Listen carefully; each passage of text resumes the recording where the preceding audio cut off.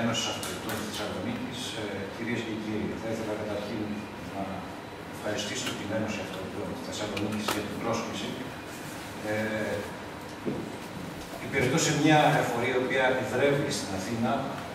Ολόκληρο το ελληνικό κράτος είναι αθηνοκεντρικό, όπως γνωρίζετε, και πραγματικά σπάνια έχουμε τη δυνατότητα να απευθυνθούμε στο κοινό της Βορείου Ελλάδος.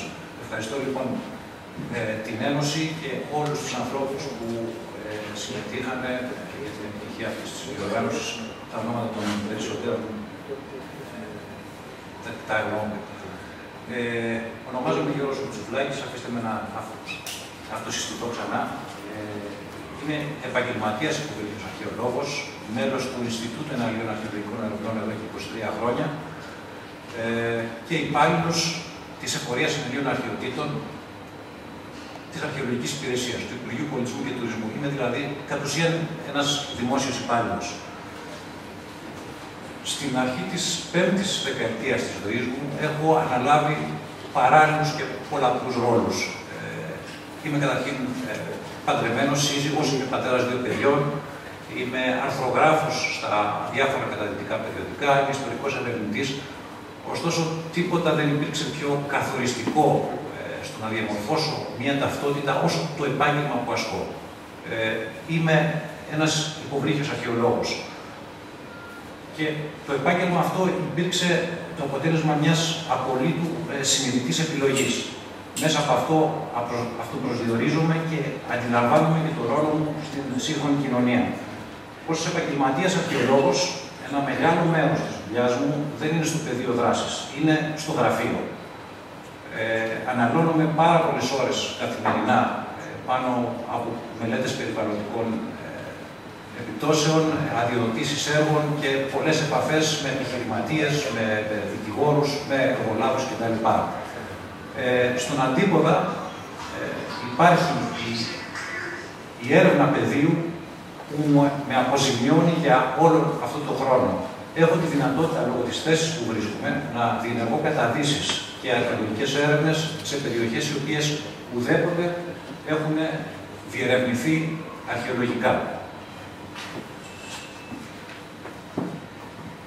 Όσο και αν το συναίσθημα της πρωτογενούς ανακάλυψης ενός αρχαίου ναυαγίου είναι κάτι το οποίο αμβλύνεται με τα χρόνια, ειλικρινά σας λέω ότι αυτό είναι η κινητήρια δύναμη για να συνεχίσω αυτό που κάνω και αυτός είναι και ο σκοπός της ζωής μου και ο τρόπος με τον οποίο αντιλαμβάνομαι τον εαυτό μου μέσα στην κοινωνία. Στις αρμοδιότητες της θέσης μου περιλαμβάνονται όλα τα ενάλια μνημεία που βρίσκονται στις θαλάσσιες εκτάσεις, στις ποτάμιες εκτάσεις και τις λιμναίες εκτάσεις της ελληνικής επικράτειας.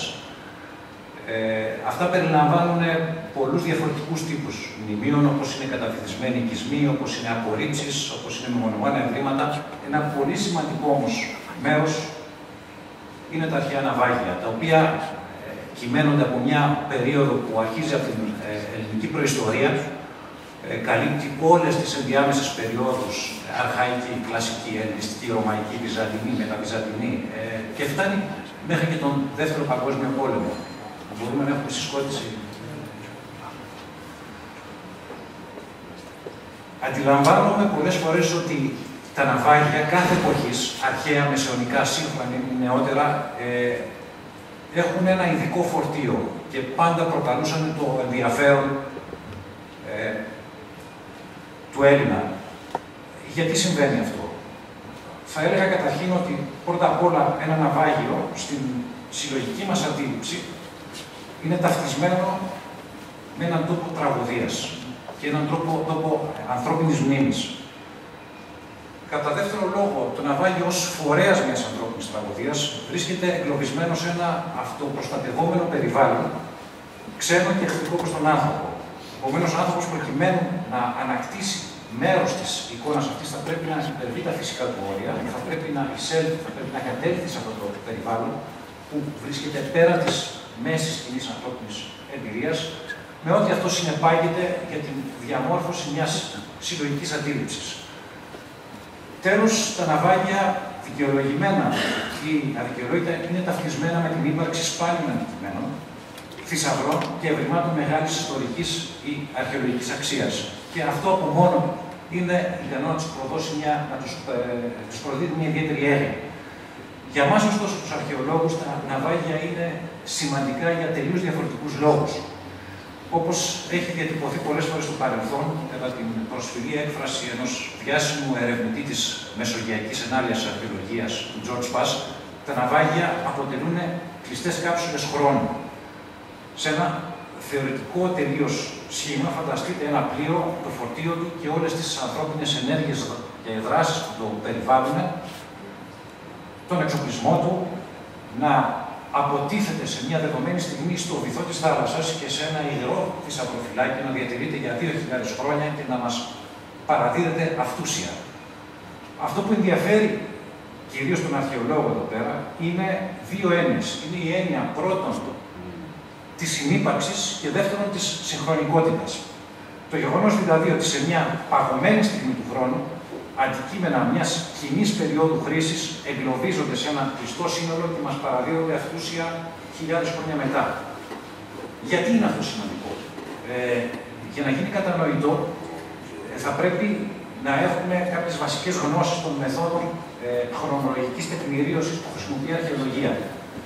Η χρονολόγηση γενικά αποτελεί τη σπονδυλική στήλη της αρχαιολογίας. Αν ρωτήσετε ποιο είναι το πρώτο ερώτημα που κάνει οποιοδήποτε αρχαιολόγος, είτε είναι Χερσαίος είτε Ενάλιος, μόλις βγάλει ένα καινούργιο ερώτημα, είναι το πότε χρονολογείται. Αυτό τον βοηθάει να εντάξει το αντικείμενο αυτό σε μια συγκεκριμένη ιστορική πραγματικότητα. Η χρονολόγηση όλων των υλικών καταλήκτων του ανθρώπινου πολιτισμού βασίζεται σε μεγάλο βαθμό σε κλειστά σύνορα, σε κλειστές αποθέσεις αντικειμένων που δεν υπέστησαν δευτερογενή ανθρώπινη παρέμβαση. Στις χερσαίες ανασκαφές τα κλειστά σύνορα είναι πάρα πολύ σπάνια. Κυρίως έχουν κλειστά σύνορα στην περίπτωση των τάφων, όταν οι τάφοι αυτοί δεν έχουν υποστεί δευτερογενείς ταφές, ή επίσης ένα κλειστό σύνορο μπορεί να είναι το στρώμα καταστροφής μιας αρχαίας πόλης. Με την προϋπόθεση πάλι ότι αυτή η πόλη δεν έχει επανακατοικηθεί στο ιστορικό παρελθόν. Πράγμα που είναι εξαιρετικά σπάνιο, τουλάχιστον στον ελλαδικό χώρο. Επομένως, είναι πολύ σημαντικό να υπάρχουν κλειστές αποθέσεις όπου ο βαθμός της ανθρώπινης παρέμβασης μετά την αποθετική διαδικασία είναι περιορισμένος στο ελάχιστο. Στα στρώματα κατοίκησης μιας πόλης έχουμε κάποιες αποθέσεις, έχουμε στρωματογραφημένες ανασκαφές. Αυτό όμως που συμβαίνει είναι ότι η περίοδος, η χρονολογική αγκύλη ενός στρώματος είναι πάρα πολύ μεγάλη. Στην ανασκαφή, ας πούμε, της αρχαίας αγοράς υπάρχει ένα στρώμα το οποίο ονομάζεται D20 και απηχεί σε μια περίοδο κατοίκησης από το 220 μέχρι το 120 π.Χ. Πάρα πολύ ωραία. Ξέρουμε ότι οτιδήποτε έχει βρεθεί μέσα σε αυτό το στρώμα χρονολογείται σε αυτή την αγκύλη. Η αγκύλη αυτή όμως έχει ένα εύρος 100 χρόνων και δεν μπορούμε εύκολα να προσδιορίσουμε αν το συγκεκριμένο αντικείμενο το οποίο θέλουμε να χρονολογήσουμε είναι στην αρχή αυτής της εγκατοπεριοδίας, στη μέση ή στο τέλος. Αντίθετα, στα αρχαία ναυάγια, η αγκύλη αυτή, το εύρος της είναι μία στιγμή. Είναι η στιγμή του ναυαγίου. Και αν καταφέρεις και χρονολογήσεις ένα αντικείμενο από αυτό το ναυάγιο, ουσιαστικά χρονολογήσεις και όλα τα υπόλοιπα. Επομένως, γίνεται κατανοητό ότι τα πραγματικά κλειστά σύνορα στις χερσαίες ανασκαφές είναι πάρα πολύ σπάνια. Η θάλασσα όμως είναι γεμάτη από κλειστά σύνορα. Κάθε ναυάγιο εν δυνάμει αποτελεί μια κάψουλα χρόνου. Φυσικά τα ναυάγια είναι σημαντικά για μας και για πολλούς άλλους λόγους. Ένας λόγος είναι η ακεραιότητα των πραγμάτων που βρίσκεις σε ένα αρχαίο ναυάγιο. Στις χερσαίες ανασκαφές πολύ σπάνιο μπορεί να βρει κάποιος ένα ακέραιο αγγείο, ας πούμε έναν ακέραιο αμφορέα. Και για κάθε ακέραιο αμφορέα που βρίσκει αντιστοιχούν πιθανόν 1.000 ή 2.000 σπασμένοι. Επομένως, το υλικό το οποίο ανακτά στις χερσαίες ανασκαφές είναι πολύ αποσπασματικό. Αντίθετα, στα αρχαία ναυάγια μπορεί κανείς από ένα κείμενο ναυάγιο να ανακτήσει 200, 300 και 500 ακέριους αμφορείς. Οπότε, για τους ανθρώπους οι οποίοι έχουν αναλώσει τη ζωή τους στο να μελετάνε αυτό το υλικό, καταλαβαίνετε ότι η σημασία αυτού του υλικού είναι πάρα πολύ μεγάλη. Τέλος, στα αρχαία ναυάγια επιβιώνουν διάφορα αρχαία αντικείμενα και έργα τέχνης, τα οποία πολύ δύσκολα θα επιβίωναν στην ξηρά. Μια πολύ χαρακτηριστική κατηγορία τέτοιων ευρημάτων είναι τα χάλκινα γάλματα. Τα χάλκινα γάλματα τα οποία έχουν διασωθεί από την αρχαιότητα δεν είναι πολλά, δεν είναι παραπάνω από 25-30 παγκοσμίως. Από αυτά, τα περισσότερα, η απόλυτη σχεδόν πλειονότητα, προέρχεται μέσα από τη θάλασσα. Κατανοούμε λοιπόν γιατί τα αρχαία ναυάγια είναι σημαντικά για την επιστήμη της αρχαιολογίας. Εδώ ανοίγω βέβαια μια παρένθεση, σε περίπτωση που υπάρχουν αρχαιολόγοι μες στο κοινό, ότι λειτουργούμε σε αυτή τη διάλεξη με κάποιες ελληνικές παραδοχές. Αν υπήρχε ο χρόνος, θα σας εξηγούσα ότι και αυτές οι έννοιες του κλειστού συνόλου και της κάψουλας του χρόνου, που έχουν πάρα πολύ διατυπωθεί και αποτελούν ουσιαστικά αρχαιολογικά κλισέ, δεν είναι απόλυτα σωστές. Ένα ναυάγιο είναι μεν ένα κλειστό σύνολο, από την άλλη πλευρά όμως έχει την τάση να βάζει από παντού. Και κατά δεύτερο λόγο, η συγχρονικότητα των αντικειμένων ενός ναυαγίου είναι μια έννοια η οποία έχει δεχτεί τα τελευταία χρόνια πάρα πολύ μεγάλη αμφισβήτηση. Χάρη ωστόσο της κατανόησης, ας δεχτούμε ότι η συγχρονικότητα και η έννοια του κλειστού συνόλου ισχύει.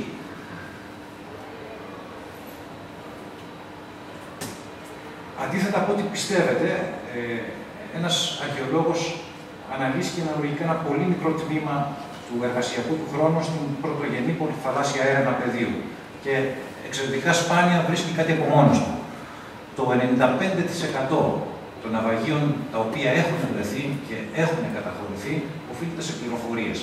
Σε πληροφορίες που έχουν έρθει από εραστέχνες ή επαγγελματίες αυτοδίτες, από αλληλείς, από σπογκαλιείς και γενικά από τον κόσμο της θάλασσας. Στη χώρα μας η πληροφορία είναι διάχυτη παντού. Γιατί κατά κοινή παραδοχή είμαστε ένας μεσογειακός λαός, ο οποίος μιλάει πολύ. Επομένως, η πληροφορία διαχέεται αρκεί να είναι κανείς δεκτικός στο να την ανακτήσει. Και η πληροφορία υπάρχει ακόμα και σε στιγμές και σε μέρη που δεν την περιμένει κανείς. Το πρόβλημα, ωστόσο, με την πληροφορία στην Ελλάδα δεν είναι ποσοτικό, είναι ποιοτικό. Η πληροφορία την οποία μπορεί να συλλέξει κανείς είναι κακής ποιότητας και το σφάλμα γίνεται κυρίως στην λαθασμένη αναπαραγωγή της. Για μένα η πληροφορία δεν είναι απλώς ένα ακόμα εργαλείο ή μέσο της δουλειάς μου. Για μένα η πληροφορία στην εργασιακή μου πραγματικότητα είναι ο Θεός μου. Μπορώ να γλιτώσω πάρα πολύ χρόνο στη θάλασσα, μπορώ να γλιτώσω πάρα πολλά χρήματα αν αξιοποιήσω μια σωστή πληροφορία. Και το μεγαλύτερο εργαλείο της δουλειάς μου είναι ένα απλό μπλοκάκι και ένα στυλό με το οποίο συνεχώς καταγράφω πράγματα τα οποία ακούω. Ένας βασικός κανόνας στη δουλειά αυτή είναι ότι δεν πρέπει ο αρχαιολόγος ποτέ να εμπιστεύεται τη μνήμη του. Πρέπει όταν έχει την πληροφορία αμέσως να την καταγράφει. Πολλοί συνάδελφοι χρησιμοποιούν για αυτόν τον λόγο διάφορα κασιτοφωνάκια, αυτά τα μικρά των συνεντεύξεων. Δεν θεωρώ ότι είναι καλή μέθοδος, διότι δημιουργεί ένα είδος επιφυλακτικότητας στον άνθρωπο που έχεις απέναντί σου. Και χώρια ότι υπάρχει και η κακή συνήθεια αυτών των συσκευών να μένουν από μπαταρίες στις πλέον ακατάλληλες στιγμές. Η πληροφορία μπορεί να ανακτηθεί με ποικίλους τρόπους.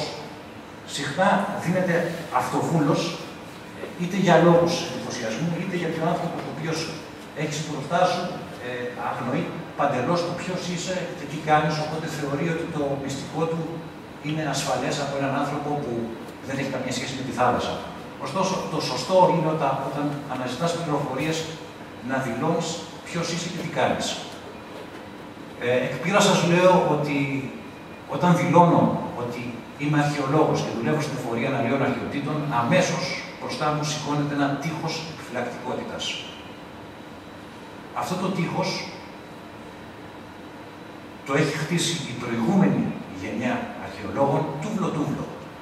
Και στις δικές μας, αν θέλετε, επιδιώξεις θα είναι να αποδομήσουμε αυτό το τείχος και ουσιαστικά να αποκαταστήσουμε έναν διάβλο εμπιστοσύνης με τους ανθρώπους της θάλασσας. Η εμπιστοσύνη εδώ πέρα δεν είναι μία αόριστη έννοια. η οποία μπορεί να υπερίπταται, ας πούμε, στο πεδίο. Ξέρω εγώ, σας μιλάω τώρα, εσείς ακούτε και είμαστε μια αίθουσα γεμάτη εμπιστοσύνη. Όχι, δεν είναι έτσι. Η εμπιστοσύνη για μένα είναι κάτι πάρα πολύ χειροπιαστό.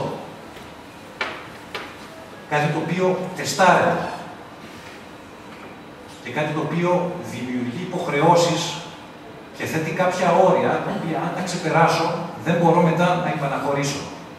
Και θα πρέπει στη διαδικασία ανάκτησης της πληροφορίας ο αρχαιολόγος να έχει πάντοτε υπόψη του ότι η καλή πληροφορία δίνεται στο τέλος. Δεν θα σε εμπιστευτεί ο άλλος εύκολα με την πρώτη. Θα σε έχει δοκιμάσει και θα σε έχει τεστάρει. Φυσικά υπάρχουν και άλλοι τρόποι του να ανακτήσει κανείς πληροφορίες, όπως είναι η νομοθετικά καθιερωμένη παροχή ευρέτρων. Ένας άλλος τρόπος είναι η εξαγορά πληροφορίας. Αυτό δεν συνηθίζεται. Συνηθίζεται μάλλον σε τριτοκοσμικές χώρες, αλλά όπως έχει πει και ένας ξένος συνάδελφος, ο οποίος ασχολείται με την ίδια δουλειά, η εξαγορασμένη πληροφορία έναντι ενός χρηματικού τιμήματος, κάποιου άλλου τιμήματος, είναι η καλύτερη πληροφορία, γιατί είναι σίγουρα η πληροφορία στην οποία θα πας μετά να την επιβεβαιώσεις, την έχεις πληρώσει. Ένας άλλος τρόπος είναι η άσκηση ψυχολογικής βίας, με τη μορφή του εκβιασμού. Αυτό ευτυχώς σήμερα δεν παίζει πια, έπαιξε όμως ευρύτατα στην Ελλάδα κατά τη δεκαετία του 70 και του 80. Ξέρω εγώ, βρίσκανε κάποιον ο οποίος είχε μια φωτογραφία ενός αρχαίου αμφορέα ή είχε μια λαβή ενός αμφορέα στο σπίτι του και του λέγανε: πες μας πού το βρήκες, πού είναι αυτό το ναυάγιο, γιατί θα πάμε στον εισαγγελέα και θα πας φυλακή.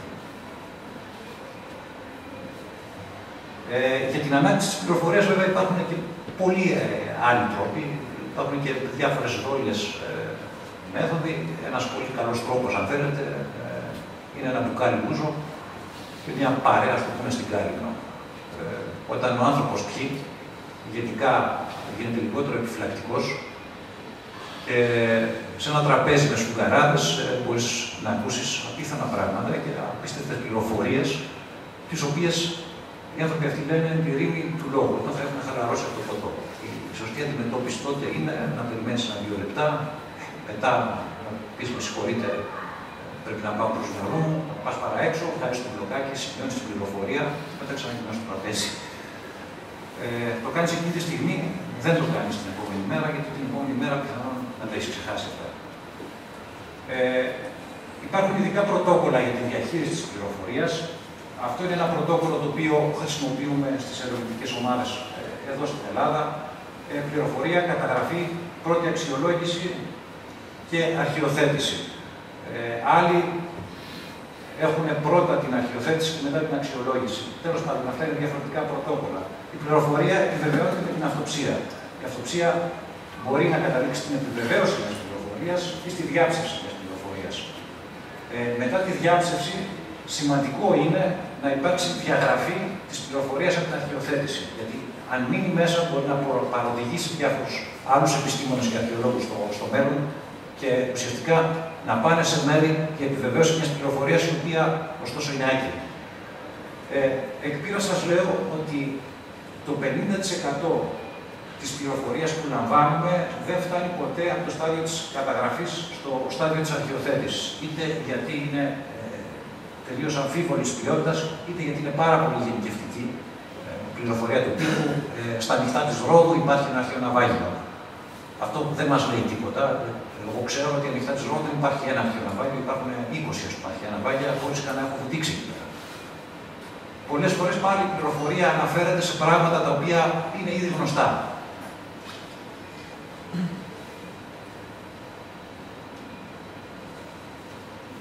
Όπως προείπα, η πληροφορία υπάρχει γενικώς σε αυθονία στη χώρα μας και στην αρχαιοθέτηση που έχει γίνει υπάρχει ένα αρκετά μεγάλο σύνολο εναλλίων θέσεων, είναι νομίζω γύρω στις 2.200 θέσεις, οι οποίες όμως δεν είναι προσβάσιμες από το κοινό. Στη φάση της αρχαιοθέτησης μια πληροφορία μπορεί να αξιολογηθεί και να διαβαθμιστεί. Μπορεί να είναι αδιαβάθμιτη, διαβαθμισμένη, απόρριτη ή άκρως απόρριτη. Άκρως απόρριτη σε πολύ λίγες περιπτώσεις, όταν αναφέρεται σε αρχαιολογικούς χώρους ή ναυάγια τα οποία είναι σε διαφιλονικούμενες θαλάσσιες εκτάσεις κτλ. Πάμε λοιπόν στις υποβρύχιες έρευνες. Έχουμε τις πληροφορίες μας, έχει επιβεβαιωθεί η πληροφορία, έχουμε αρχαιολογικά αντικείμενα στο βυθό και προχωράμε στον τομέα της έρευνας. Υπάρχουν δύο βασικά είδη υποβρυχίων ερευνών πεδίου. Η πρώτη είναι η επιφανειακή έρευνα πεδίου, περισσότερο γνωστή με τον αγγλικό όρο survey, που εκτείνεται σε μεγάλες γεωγραφικές ενότητες και έχει σκοπό τον εντοπισμό, καταγραφή και τεκμηρίωση ναυαγίων. Και η δεύτερη είναι η εστιασμένη γεωγραφικά σε ένα χώρο ανασκαφική έρευνα του ενός ναυαγίου. Και τα δύο είδη έρευνα είναι εξίσου σημαντικά με διαφορετικούς όμως στόχους. Σε κάθε σοβαρή επιστημονική ομάδα, το survey πάντα προηγείται της ανασκαφικής έρευνας, ειδικά όταν βρισκόμαστε σε θαλάσσιους χώρους οι οποίοι δεν έχουν τύχη αρχαιολογική διερεύνηση στο παρελθόν. Σκοπός πάντα στο survey είναι ο εντοπισμός και η πρωταρχική τεκμηρίωση των ναυαγίων μιας περιοχής μακροσκοπικά. Μόνο όταν η διαδικασία αυτή ολοκληρωθεί, ο αρχαιολόγος μπορεί να έχει μια κατά το δυνατόν πλήρη εικόνα της περιοχής και να αξιολογήσει ποια ναυάγια από αυτά είναι μιας σημαίνουσας ιστορικής σημασίας και να κάνει την επιλογή του να επιλέξει τελικά το ναυάγιο το οποίο θα προωθήσει για τελική ανασκαφή.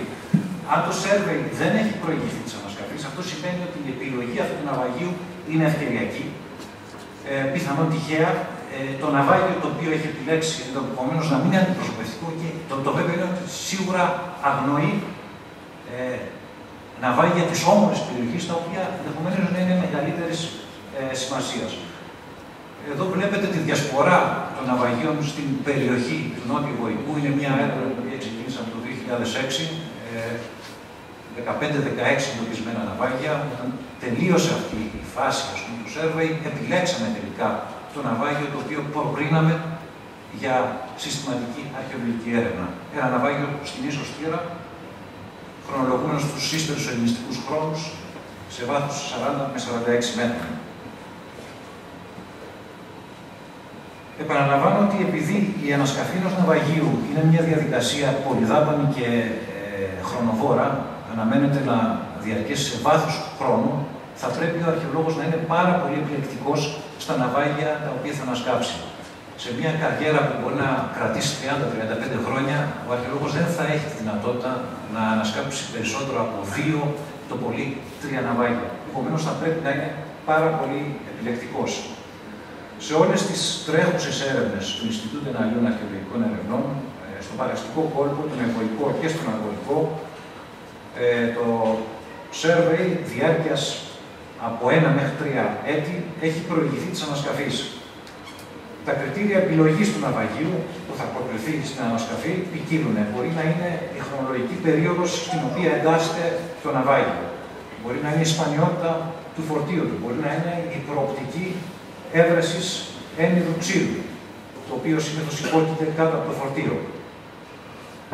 Υπάρχουν δύο είδη survey. Το ένα είναι το γενικό survey και ανταποκρίνεται σε αυτό η έρευνα του Νότιου Βοϊκού που σας περιέγραψα και έχει σκοπό την καταγραφή και τεκμηρίωση όλων των ναυαγίων, απορρίψεων και μεμονωμένων ευρημάτων μιας συγκεκριμένης περιοχής.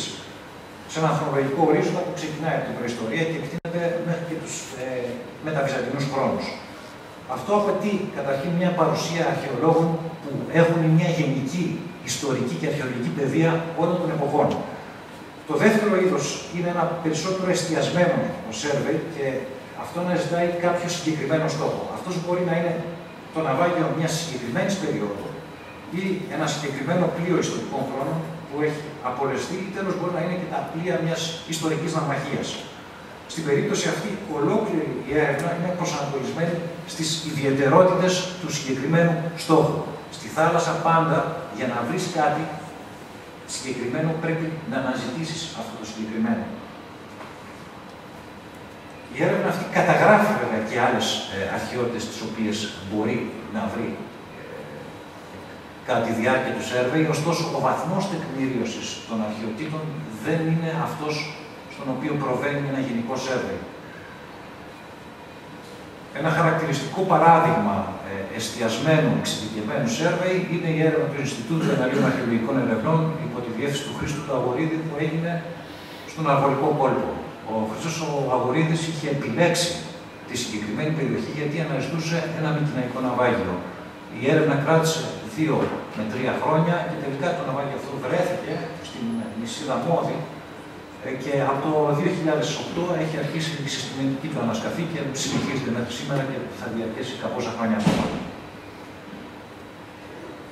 Ποιες είναι οι ενέργειες τεκμηρίωσης όταν κατά τη διάρκεια μιας έρευνας εντοπιστεί ένα ναυάγιο? Αυτές είναι λίγο πολύ κωδικοποιημένες: στίγμα, βάθος, διαστάσεις, κινηματογράφηση, που είναι μια βασική ενέργεια τεκμηρίωσης, καθαρισμός, φωτογράφηση των ευρημάτων, καταμέτρησή τους, ώστε να μπορεί να ελέγχεται το ναυάγιο ανατακτές περιόδους, δημιουργία φωτομοσαϊκών, που αποτελούν και τα πρωταρχικά πλάνα εργασίας και τελικά δειγματοληπτική ανέλκυση 2 ή 3 αντιπροσωπευτικών αντικειμένων από το ναυάγιο αυτό. 2 ή 3, όχι περισσότερα, γιατί η διερεύνηση βρίσκεται σε ένα προκαταρκτικό στάδιο. Για να συντελεστεί αυτή η πρωταρχική τεκμηρίωση σε ένα ναυάγιο, συνήθως η διάρκεια της είναι 1 με 3 ημέρες, ανάλογα με το μέγεθος του ναυαγίου και ανάλογα πάντα και με το βάθος στο οποίο βρίσκεται. Καλό είναι να μην στεκόμαστε παραπάνω από αυτό το χρονικό διάστημα κατά τη διάρκεια ενός σέρβε, γιατί πάντα ο σκοπός του σέρβε είναι μια συνολική εικόνα των ναυαγίων μιας περιοχής, όχι ένα ναυάγιο εστιασμένο. Το κύριο εργαλείο με το οποίο διενεργείται το σέρβε είναι οπτική παρατήρηση. Το 90% των ναυαγίων στον ελληνικό και στον μεσογειακό χώρο, θα έλεγα, βρίσκεται στην παράκτια ζώνη, σε βάθη από 0 μέχρι 60-70 μέτρα. Τα βάθη αυτά επιτρέπουν την ερευνητική κατάδυση με το μάτι και το μάτι ενός έμπειρου δίτη για αυτή τη δουλειά είναι σίγουρα το καλύτερο εργαλείο. Όπως γίνεται αντιληπτό, ο αριθμός των ναυαγίων που θα εντοπιστούν σε μια ερευνητική σεζόν είναι άμεσα εξαρτημένος από την απόσταση και το μήκος της ακτογραμμής που θα καλυφθεί. Για αυτονόητους λόγους, στα σέρβε γίνεται εκτεταμένη χρήση των υποβρυχίων μηχανικών μέσων προώθησης, τα υποβρύχια σκούτερ, και επαναλαμβάνω εδώ ότι η διερεύνηση είναι πάντα μακροσκοπική. Κατά τη διενέργεια ενός σέρβι δεν μπορείς να σταματήσεις και να εστιάσεις σε μικρά ευρήματα. Ξέρω εγώ, μία λαβή αμφορέα, ένα μισό άγγελο. Δεν σταματάς καν. Ψάχνεις μεγάλους στόχους, όπως είναι η απόθεση ενός ναυαγίου ή η απόρριψη ενός φορτίου. Σε βάθη μεγαλύτερα των 60 μέτρων και κυρίως σε περιοχές που είναι μακριά από παράκτιες ζώνες, χρησιμοποιούνται τα μέσα ηχοβολιστικής διασκόπησης του βυθού και μέσα τηλεθέασης, όπως είναι το side scan sonar, το Subbottom Profile, οι συσκευές ROV, υποβρύχιες σειρώμενες καλωδιακές κάμερες κτλ. Τα μέσα αυτά μπορεί να είναι αποτελεσματικά, ωστόσο είναι κατάλληλα μόνο για συγκεκριμένα πεδία δράσης. Πρέπει ο βυθός να είναι αμμώδης, πρέπει να μην υπάρχουν απότομες κλίσεις, γιατί σε διαφορετική περίπτωση, σε βυθούς με πολύ έντονο ανάγλυφο και απότομες αλλαγές κλίσεων και κυρίως σε βραχώδες υπόστρωμα βυθού, αυτά τα μηχανήματα δεν μπορούν να λειτουργήσουν.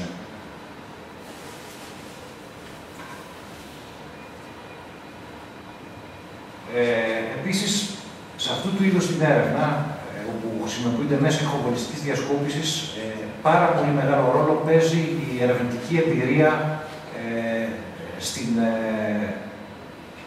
ταυτοποίηση των καταγραφών που βγάζουν αυτά τα μηχανήματα. Οι συσκευές αυτές είναι πάρα πολύ καλές για να εντοπίσεις ναυάγια τα οποία έχουν κρατήσει τη συνοχή τους και ναυάγια κυρίως των νεότερων χρόνων, των τελευταίων 100 χρόνων. Εδώ βλέπετε μια καταγραφή από ένα side scan sonar που έγινε στην περιοχή της Σαλονίσου. Μπορεί εύκολα κανείς να καταλάβει από τη σκιά και από το σχήμα των αντικειμένων ότι πρόκειται για μια βάρκα. Τα ίχνη, τα ηχοβολιστικά ίχνη που αφήνουν τα αρχαία ναυάγια διαφέρουν σημαντικά και δεν είναι εύκολο να τα αντιληφθεί κανείς. Αυτό εδώ πέρα είναι το ίχνος ενός αρχαίου ναυαγίου και αυτό είναι το ναυάγιο στο οποίο ανταποκρίνεται αυτό το ίχνος. Εδώ βλέπετε το φωτομοζαϊκό του ναυαγιού. Δεν ξέρω αν είναι αντιληπτό το τι βλέπετε εδώ πέρα. Αυτό είναι μια τεράστια απόθεση αμφορέων, είναι πάνω από 1000 αμφορείς που ανταποκρίνεται στο αποτύπωμα ενός ναυαγίου. Φανταστείτε ότι αυτό που βλέπετε είναι το πάνω μέρος του φορτίου και κάτω από τους αμφορείς αυτούς βρίσκεται το αρχαίο σκαρί.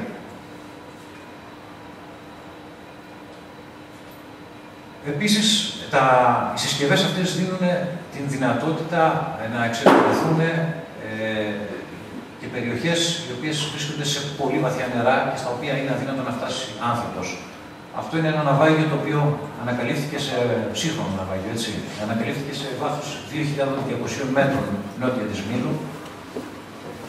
Ένα δεύτερο ναυάγιο, ίσως το βαθύτερο που έχει καταγραφεί στα ελληνικά χωρικά ύδατα, νότια της Σαντορίνης, το βάθος ήταν 2.600 μέτρα. Αυτό έγινε κατά τη διάρκεια μιας έρευνας το 2007.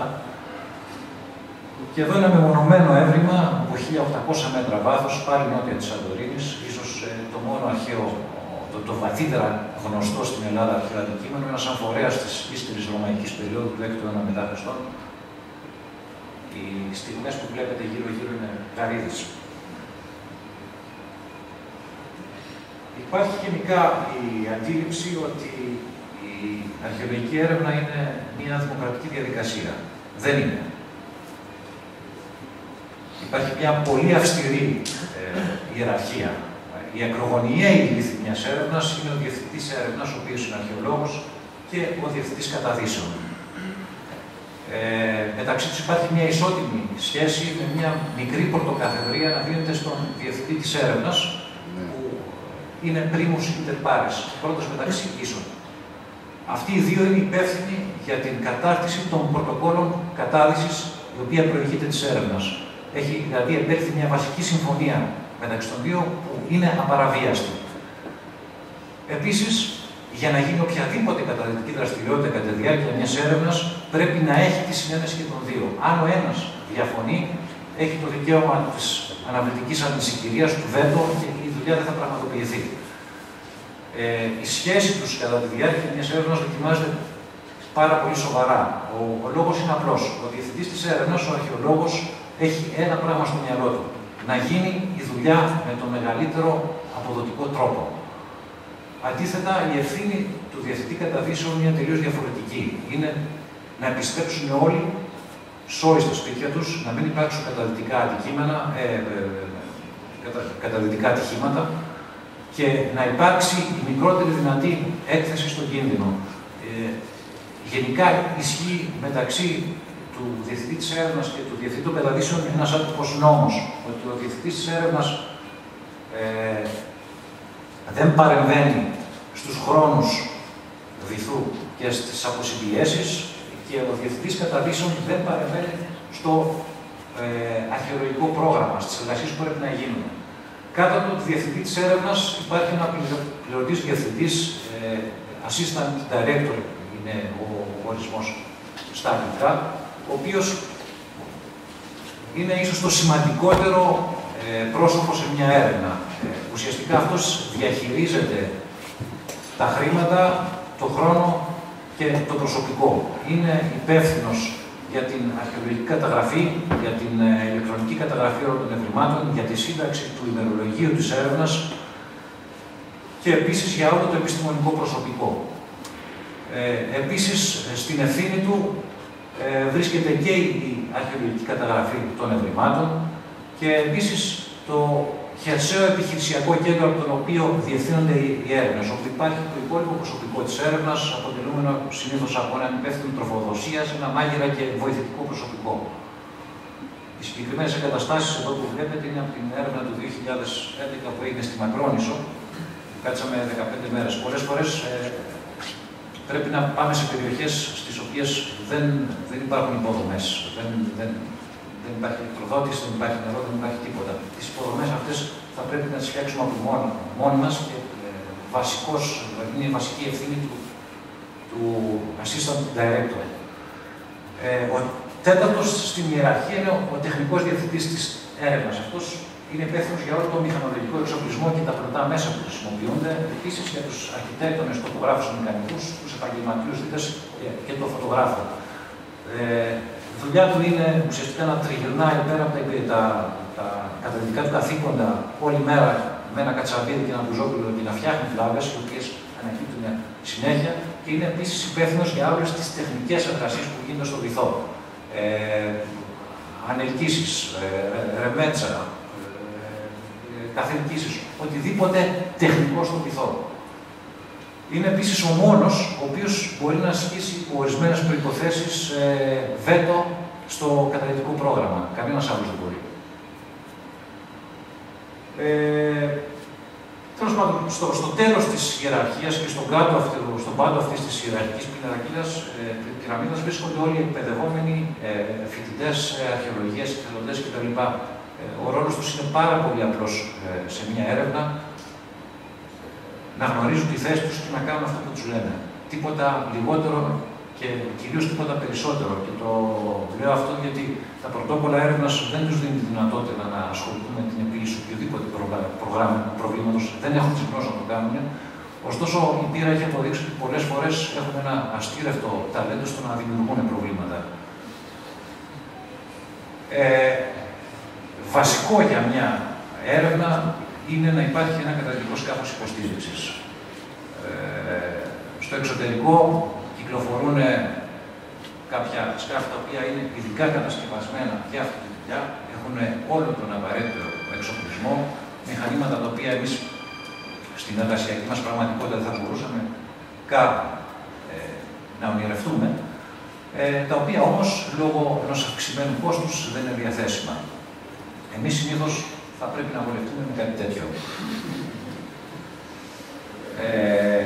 Αυτό είναι ένα καΐκι 20 μέτρων, το οποίο χρησιμοποιεί το Ινστιτούτο Εναλλίων Αρχαιολογικών Ερευνών για τις έρευνές του.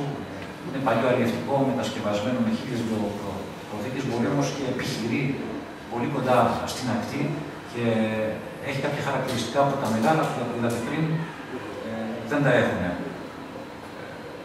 Επίσης έχει ένα σχετικά μικρό κόστος συντήρησης και επιπλέον είναι το σκάφος μας, έχουμε δουλέψει πολλά χρόνια με αυτό και το αγαπάμε. Από τις πρώτες ενέργειες που πρέπει να γίνουν πριν να ξεκινήσει μια ανασκαφή, πολύ σημαντική ενέργεια είναι η αποτύπωση του φορτίου.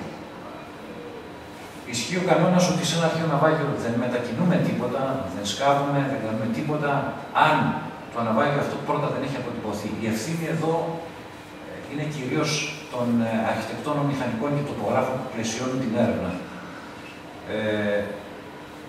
Είναι μια διαδικασία αρκετά χρονοβόρα, κατά την οποία ο ρόλος του αρχαιολόγου είναι πολύ άχαρος, γιατί πραγματικά δεν μπορεί να κάνει τίποτα. Εκεί οι μηχανικοί πραγματικά έχουν το πάνω χέρι. Και δεν μπορείς να τους πιέσεις, γιατί αν τους πιέσεις, αυτό θα έχει ένα άμεσο αντίκτυπο στο αποτέλεσμα της δουλειάς.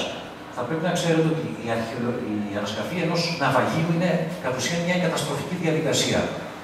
Παρεμβαίνουμε σε ένα θετικό περιβάλλον, το οποίο μπορεί να έχει σχηματιστεί μέσα σε 2 και 2.500 χρόνια. Από τη στιγμή που αρχίζουμε και αφαιρούμε επιχώσεις, αυτό το περιβάλλον δεν μπορεί να ανασυσταθεί τεχνικά. Επομένως, δεν υπάρχει η αρχή της αντιστρεψιμότητας σε αυτή τη διαδικασία.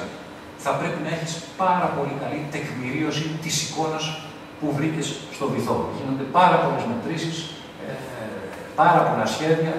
Κάποια στιγμή θα γυρίσει ο υπεύθυνος αποτύπωσης και θα σου πει: «OK, μπορούμε να ξεκινήσουμε». Εδώ είναι, ας πούμε, ένα ναυάγιο το οποίο αποτυπώσαμε το 2011 σε μια σεζόν η οποία κράτησε 18 μέρες και η αποτύπωση του ναυαγίου μας έφαγε τις 10 μέρες. Θέλω να πω ότι είναι μια δουλειά που απαιτεί πολύ μεγάλη ακρίβεια και υπομονή. Αφού ολοκληρωθεί η καταγραφή του επιστημονικού του επιφανειακού στρώματος και η αποτύπωση, προχωράμε στην ανασκαφή. Το κύριο μέσο για την ενέργεια μιας υποβρύχης ανασκαφής είναι ο υποβρύχης απορροφητήρας, το airlift. Είναι μια συσκευή η οποία υποστηρίζεται από έναν αεροσυντονιστή χαμηλής πίεσης. Μπορεί να πάρει πολλές διαφορετικές μορφές και κυρίως μπορεί να προσαρμοστεί σε πολλά διαφορετικά βάθη. Το ιδανικό, ωστόσο, βάθος λειτουργίας είναι από 18-20 μέτρα μέχρι 45 μέτρα. Αν εφαρμοστεί σε βαθύτερα νερά, αρχίζει και παρουσιάζει κάποια προβλήματα. Όχι άλυτα. Ο χειρισμός του απαιτεί κάποιες δεξιότητες, θέλει κάποια προσοχή, αλλά δεν είναι κάτι δύσκολο, είναι κάτι το οποίο μαθαίνεται. Τα προϊόντα της ανασκαφής, οι αποθέσεις συνήθως κατευθύνονται προς το σκάφος υποστήριξης, όπου υπάρχει ένας κάλαθος συλλογής και από εκεί μπορούν και συλλέγονται διάφορα μικροαντικείμενα, τα οποία έχουν διαφύγει της προσοχής των αρχαιολόγων. Γενικά για την εργασία του βυθού κατά τη διάρκεια μιας ανασκαφής υπάρχουν κάποιοι κανόνες. Ένας κανόνας είναι ότι πρέπει να μάθουμε να δουλεύουμε γυρισμένοι ανάποδα, με τα πόδια στον αέρα. Ο λόγος είναι ότι οι άτσαλες πυρηνιές μπορούν να μετακινήσουν βρήματα, να προκαλέσουν ζημιές στο εκτεθειμένο φορτίο ενός ναυαγίου. Σε περίπτωση που η εργασία η οποία είναι να γίνει επιβάλλει σταθεροποίηση στο βυθό, τότε ήθιστε ο αρχαιολόγος να βγάζει τα πέδιλά του. Και αυτός είναι και ένας λόγος που επιμένουμε πάντα τα πέδιλα δεν πρέπει να επιπλέουν σε αυτή τη δουλειά. Για ευνόητους λόγους. Το 95, μπορεί και παραπάνω της 100 των ναυαγίων τα οποία έχουν εντοπιστεί, μεταφέρουν αμφορείς. Ο αμφορέας αποτελεί το κοντέινερ της αρχαιότητας. Είναι μια ευρεσιτεχνία η οποία ανάγεται στην αρχαϊκή περίοδο και παρέμεινε ως το κύριο μεταφορικό μέσο υγρών προϊόντων, το κύριο μέσο συσκευασίας από τον 7ο-6ο αιώνα μετά π.Χ. μέχρι τον 12ο-13ο αιώνα μετά Χριστόν. Τα ναυάγια γίνονται συνήθως αντιληπτά από το οπτικό ίχνος που αφήνει το φορτίο τους. Και οι αμφορείς, δεδομένου ότι είναι κατασκευασμένοι από πυλό, παρουσιάζουν μια αξιομνημόνευτη αντοχή στο θαλάσσιο περιβάλλον. Βέβαια, η εικόνα που παίρνουμε από τα ναυάγια της αρχαιότητας είναι κάπως μονομερής. Όταν τα αμφοροφόρα ναυάγια αντιπροσωπεύουν 95% των γνωστών ναυαγίων, αυτό δεν σημαίνει ότι δεν μεταφέρονται άλλα προϊόντα.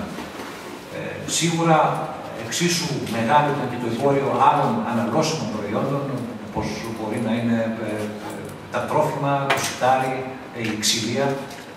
Τα φορτία όμως αυτά αποσυντίθενται μετά την απόθεση ενός ναυαγίου και δεν αφήνουν ορατά ίχνη.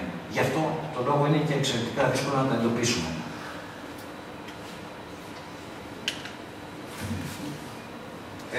Με λίγα σχετικά λόγια σας περιέγραψα τις διαδικασίες και τα πρωτόκολλα της έρευνας.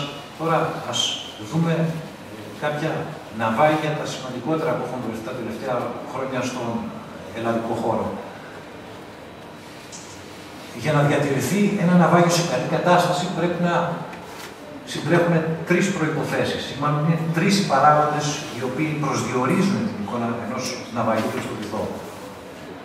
Το πρώτο είναι οι συνθήκες της βύθισης. Υπάρχουν ναυάγια τα οποία κατά την βύθισή τους έχουν διατηρήσει τη συνοχή τους.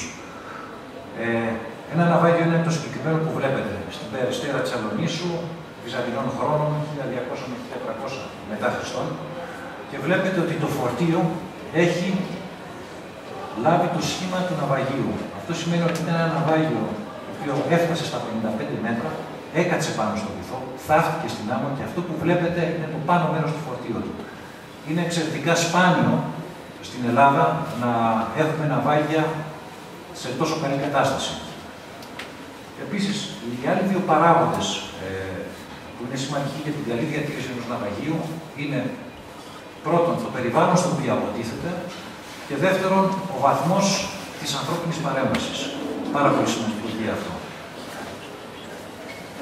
Ένα άλλο ναυάγιο, πάλι από τον θαλάσσιο χώρο των Βορείων Σποράδων, είναι αυτό της κυρίας Παναγιάς στην Αλόνισο. Είναι ένα ναυάγιο το οποίο ξεκίνησε να ανασκάπτει η εφορία ενεργειών αρχαιοτήτων το 1994-1995, για 2 χρόνια. Και μάλιστα την αποτύπωση του ναυαγίου την έκανε ένας θεσσαλονικός αρχιτέκτονας, ο Βασίλης Οκονιώρος, παλιός συνάδελφος. Εκεί μπροστά κάθεται. Γεια σου Βασίλη. Χρόνια και ζαμάνια. Εκλεκτό μέλος του Ινστιτούτου Εναλλίων Αρχαιολογικών Ερευνών και μπορώ να πω ότι ένας από τους καλύτερους αρχιτέκτονες σε αυτή τη δουλειά. Δυστυχώς όμως τον απορρόφησε τα τελευταία χρόνια η χερσαία αρχαιολογία. Σίγουρα το ναυάγιο αυτό θα του ξυπνάει πολλές αναμνήσεις. Είναι από ιστορική σημασία σε ένα πολύ σημαντικό ναυάγιο. Χρονολογείται γύρω στο 450 π.Χ., μια περίοδος από την οποία δεν έχουμε πολλά ναυάγια και βρίσκεται σε βατό βάθος και σε πολύ καλή κατάσταση. Ελπίζω ότι κάποια στιγμή η ανασκαφή του θα ξαναξεκινήσει και θα ολοκληρωθεί. Ξέρετε, το πρόβλημα εδώ στην Ελλάδα είναι ότι έχουμε ναυάγια σε καλή κατάσταση. Ξεκινάνε έρευνες, οι οποίες μπορεί να κρατήσουν 1, 2, 3 χρόνια, δεν ολοκληρώνουν όμως ποτέ. Και αυτό οφείλεται σε μεγάλο βαθμό στο γεγονός ότι στην Ελλάδα δεν υπάρχει μακροπρόθεσμη προοπτική έρευνας. Σε αυτό βέβαια ένας σημαντικός παράγοντας είναι η έλλειψη πόρων και μέσων. Καλό είναι γενικά, και αυτό είναι ευθύνη του αρχαιολόγου, αν δεν υπάρχουν οι προοπτικές μιας μακροπρόθεσμης έρευνας και ειδικά της ανασκαφής, καλό είναι η έρευνα να μην ξεκινάει. Καλό είναι καλύτερα να μένουν τα ναυάγια σε επίπεδο προκαταρκτικής τεκμηρίωσης. Να προστατευτούν και να διαφυλαχτούν για μια επόμενη γενιά αρχαιολόγων που θα έχει περισσότερα μέσα και περισσότερες ανέσεις. Εδώ βλέπετε ένα άλλο ναυάγιο. Είναι το φωτομοσαϊκό του, βλέπετε το πάνω μέρος του φορτίου στο βρασονίσι της Χίου. Αυτό ανακαλύφθηκε πριν μερικά χρόνια από μια έρευνα της Εφορίας Συναλλήλων Αρχιτεκτήτων. Το βάθος είναι 38 μέτρα. Το φορτίο του είναι αφορής τύπου λέει Τρόμαν 1, χρονολογείται στον 5ο με 6ο αιώνα μετά Χριστόν.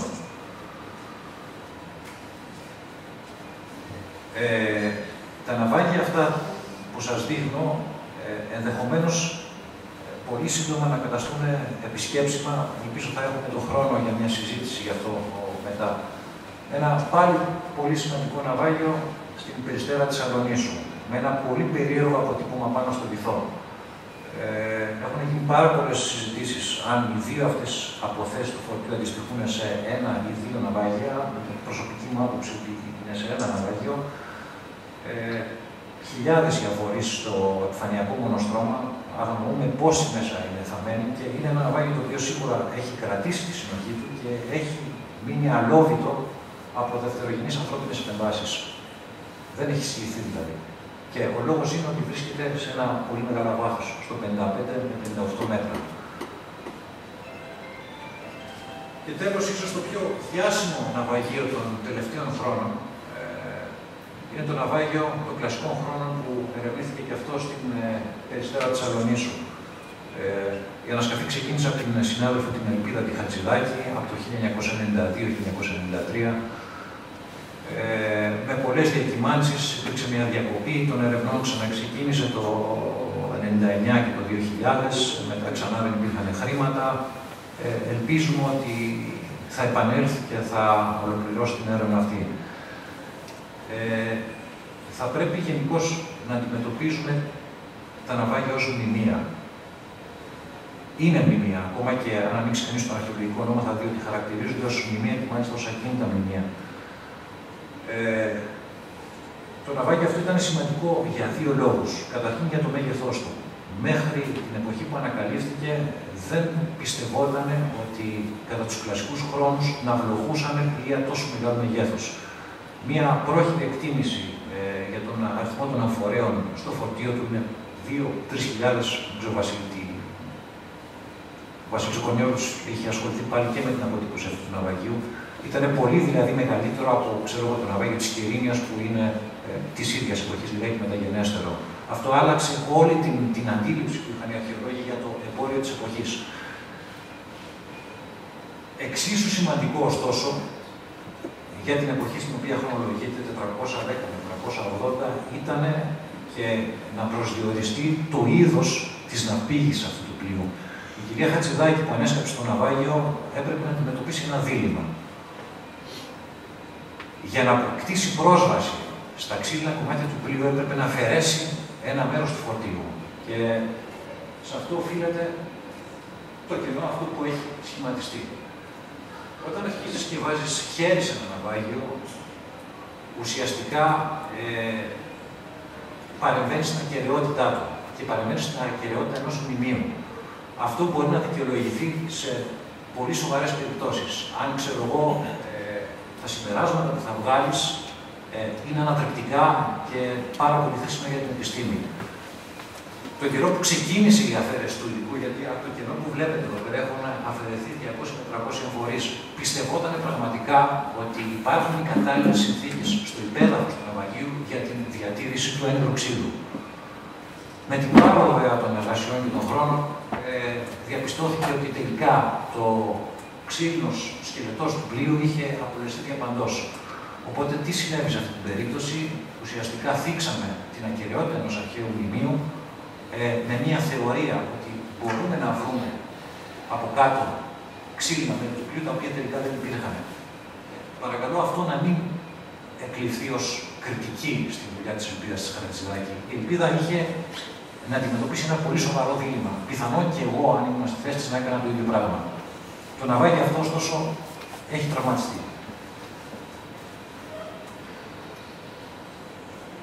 Εξυπακούεται ότι τα περισσότερα ναυάγια στον ναυαγικό χώρο δεν σώζονται σε καλή κατάσταση. Ο κύριος λόγος είναι ότι ο βαθμός παρέμβασης του ανθρώπου είναι πολύ μεγάλος.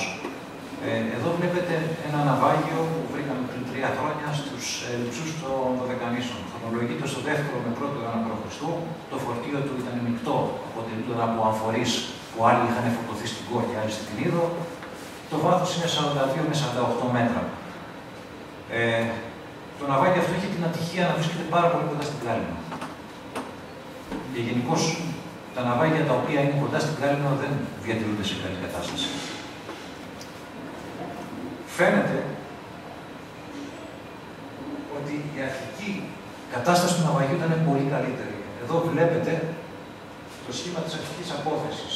Έχουν τραβηχτεί πολλοί αμφορείς στο βαθύτερο σημείο. Αυτούς τους έχει συμπερασύρει μια τράτα, γιατί φάγαμε τουλάχιστον 2 μέρες στο να καθαρίσουμε το ναυάγιο εκεί, και από εκεί πέρα στην κύρια απόθεση υπάρχουν πάρα πολλά μεγάλα κενά. Αυτά τα κενά οφείλονται στη δράση των αρχαιοπαπύρων. Έχει σηκωθεί από αυτό το ναυάγιο πάρα πολύ υλικό. Και ουσιαστικά αυτό που έχει μείνει είναι οι σπασμένοι αμφορείς. Αργότερα πήγαμε στην ίδια την Κάλυμνο και σε συζητήσεις με διάφορους Καλύμνους μάθαμε ότι το ναυάγιο αυτό ήταν γνωστό στην Κάλυμνο ήδη από την δεκαετία του 60 και είχε λεγαχθεί συστηματικά. Εδώ βλέπετε πάλι εικόνες από το ίδιο ναυάγιο. Συχνά οι ερευνητικές μας προσπάθειες επικεντρώνονται σε περιοχές από τις οποίες δεν έχουμε ιδιαίτερες προσδοκίες. Η τύχη όμως και οι προσπάθειες μας επιβραβεύονται με τον καλύτερο τρόπο. Αυτό συνέβη το 2011 κατά την έρευνα του Ινστιτούτου Εναλλίων Αρχαιολογικών Περιοχών στην περιοχή της Μακρονήσου. Αυτό που βλέπετε εδώ είναι μια πλάγια όψη του ναυαγίου που ανακαλύφθηκε. Είναι αυτό εδώ. Παρότι δεν βρίσκεται σε ιδιαίτερα βαθιά νερά, 31 με 47 μέτρα, είχε διατηρήσει πάρα πολύ μεγάλο μέρος της ακεραιότητάς του. Αργότερα, η φήμη για αυτό το ναυάγιο υπήρχε για πολλά χρόνια. Εγώ άκουγα για την ύπαρξη ενός ναυαγίου στην ξέρα της Τρυπητής στη Μακρόνησο και για τον καιρό που ήμουν φοιτητής.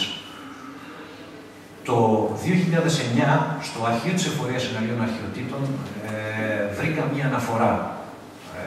Ουσιαστικά ήταν απόσπασμα μιας συνέντευξης που είχε πάρει ο Μακαρίτης, ο Δημήτρης ο Χανιώτης, από έναν Καλύμνιο σπουδερά, ο οποίος ανέφερε την ύπαρξη ενός ναυαγίου στην συγκεκριμένη περιοχή. Επομένως, υπήρξε διασταύρωση δύο πληροφοριών από τελείως διαφορετική πηγή. Εγώ είχα ξεκινήσει ήδη την έρευνα του νοτιοβοϊκού και για τους επόμενους μήνες υπήρξε μια λυσαλέα προσπάθεια στο να εντοπιστεί το ναυάγιο αυτό. Έγιναν πάρα πολλές καταδύσεις. Μη σας ξεγελάει το γεγονός ότι είναι σε έναν ύφαλο. Ένας ύφαλος μπορεί να είναι πάρα πολύ εκτεταμένος και ειδικά όταν τα νερά είναι βαθιά, οι καταδύσεις αυτές μπορεί να διαρκήσουν πολύ χρόνο. Εν πάση περιπτώσει, το ναυάγιο αυτό βρέθηκε πέρσι το καλοκαίρι και είναι ιδιαίτερης ιστορικής σημασίας, γιατί ολόκληρο το φορτίο του προέρχεται από τη Βόρεια Αφρική. Οι αμφορείς αυτοί είναι κατασκευασμένοι στην περιοχή της Λιβύης και της Τινησίας και περίχανε λάδι.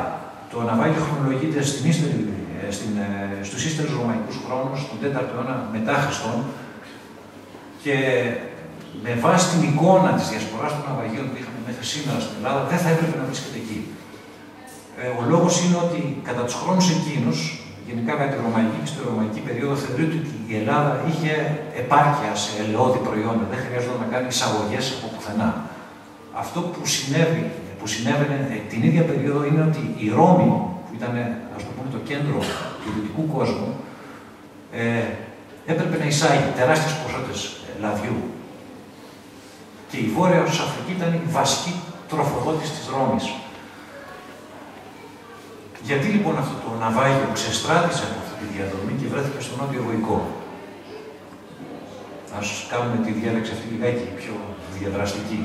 Έχετε καμία ιδέα?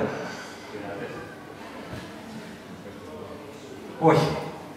Οι πειρατές, αντίθετα από ό,τι πιστεύετε, δεν μπαίνουν στην λογική, όχι μόνο στην αρχαιότητα, αλλά και στους σύγχρονους χρόνους, να βυθίσουν ένα πλοίο.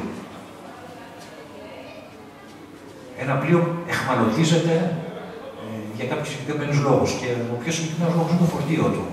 Το να κάνεις πειρατεία σε ένα πλοίο και να το βυθίσεις μαζί με το φορτίο του είναι κακή πειρατεία. Επομένως δεν είναι αυτός ο λόγος, έτσι. Αυτό έπρεπε να πάει στη Ρώμη και βρέθηκε στον νότιο Βοϊκό. Ναι. Δηλαδή έκανε στον δρόμο του. Όχι. Θα πρέπει να επικεντρωθούμε λιγάκι στην ιστορία εκείνης της περίοδου. Είμαστε στον 4ο αιώνα μετά Χριστόν. Τι σημαίνει τον 4ο αιώνα μετά Χριστόν? Αυτό που συμβαίνει το 330 μετά Χριστόν, αυτό είναι ο 4ος αιώνας, είναι η μεταφορά της πρωτεύουσας από τη Ρώμη στην Κωνσταντινούπολη. Αυτό σημαίνει ότι μετακινήσεις πολύ μεγάλων πληθυσμών, μετακινήσεις διοικητικών κέντρων, μετακινήσεις αξιωματούχων και επίσης μετακινήσεις τεχνητών προκειμένου να χτιστεί η νέα πρωτεύουσα και να της δοθεί η έγκλη που χρειάζεται. Η Ρώμη έχει χάσει πια την οικονομική της αξία και είναι λογικό να υποθέσουμε ότι προϊόντα τα οποία παραδοσιακά κατέβαιναν στη Ρώμη πλέον κατευθύνονται προς την Κωνσταντινούπολη. Πιθανόν αυτό το πλοίο λοιπόν να κατευθυνόταν προς τα εκεί. Και αυτό φαίνεται και από την αμέσως επόμενη περίοδο, γιατί αμφορείς μέχρι τον 4ο αιώνα Αφρικανικούς δεν έχουμε πολλούς στην Ελλάδα. Τη στιγμή που η Ιλία και η Κωνσταντινούπολη κυριολεκτικά κατακλείζουν τις αγορές. Αυτό είναι μια πρώτη, ας πούμε, ιστορική ερμηνευτική προσέγγιση του ναυαγίου αυτού. Περιττό να πω ότι είναι το μόνο ναυάγιο με φορτίο αμφορέων αφρικανικής προέλευσης που έχει βρεθεί στην Ελλάδα σε τόσο καλή κατάσταση. Ωστόσο, η πλειονότητα των αρχαίων ναυαγίων δεν σώζεται σε καλή κατάσταση, όπως το αντιλαμβάνεστε. Συνήθως τα ναυάγια τα οποία βρίσκονται σε ρηχά νερά, που είναι προσβάσιμα εύκολα και που βρίσκονται σε περιβάλλοντα υψηλής υδροδυναμικής, δεν διατηρούν τη συνοχή τους. Και η εικόνα που συνήθως αντικρίζει ο αρχαιολόγος είναι αυτή εδώ που βλέπετε εδώ. Μεγάλα πακτώματα από σπασμένους αμφορείς. Το συγκεκριμένο ναυάγιο που είναι ελιστών χρόνων βρέθηκε στον νότιο Βοϊκό στα Στήρα, χρονολογείται στην ύστερη ελληνιστική περίοδο και είχε ένα μεικτό φορτίο από αμφορείς από την Κο και από αμφορείς από την Κνίδο. Δεν τα παραβλέπουμε. Για μένα, σαν αρχαιολόγος, κάθε ναυάγιο έχει τη σημασία του. Πρέπει τα πάντα να καταγράφονται και τα πάντα να αξιολογούνται ιστορικά. Ωστόσο, πολλές φορές τα ρηχά νερά μας φυλάσσουν εκπλήξεις. Επιβιώνουν ναυάγια σε περιβάλλοντα τα οποία δεν θα περίμενε κανείς να επιβιώσουν. Εδώ το συγκεκριμένο ναυάγιο που βλέπετε χρονολογεί το 13ο αιώνα μετά Χριστόν. Είναι τεράστιες έκταση, είναι 20 μέτρα το κομμάτι που σώζεται και βρέθηκε μέσα στον εμπορικό λιμένα της Ρόδου. Σε βάθος 15-16 μέτρα. Το ναυάγιο αυτό για πολλά χρόνια ήταν αφανές. Ήταν καλυμμένο τελείως από την άμμο και γι' αυτό και διατηρήθηκε σε πολύ καλή κατάσταση. Το 2008, στον εμπορικό λιμένα της Ρόδου, άρχισαν να προσεγγίζουν κάποια πάρα πολύ μεγάλα κρουαζιερόπλια.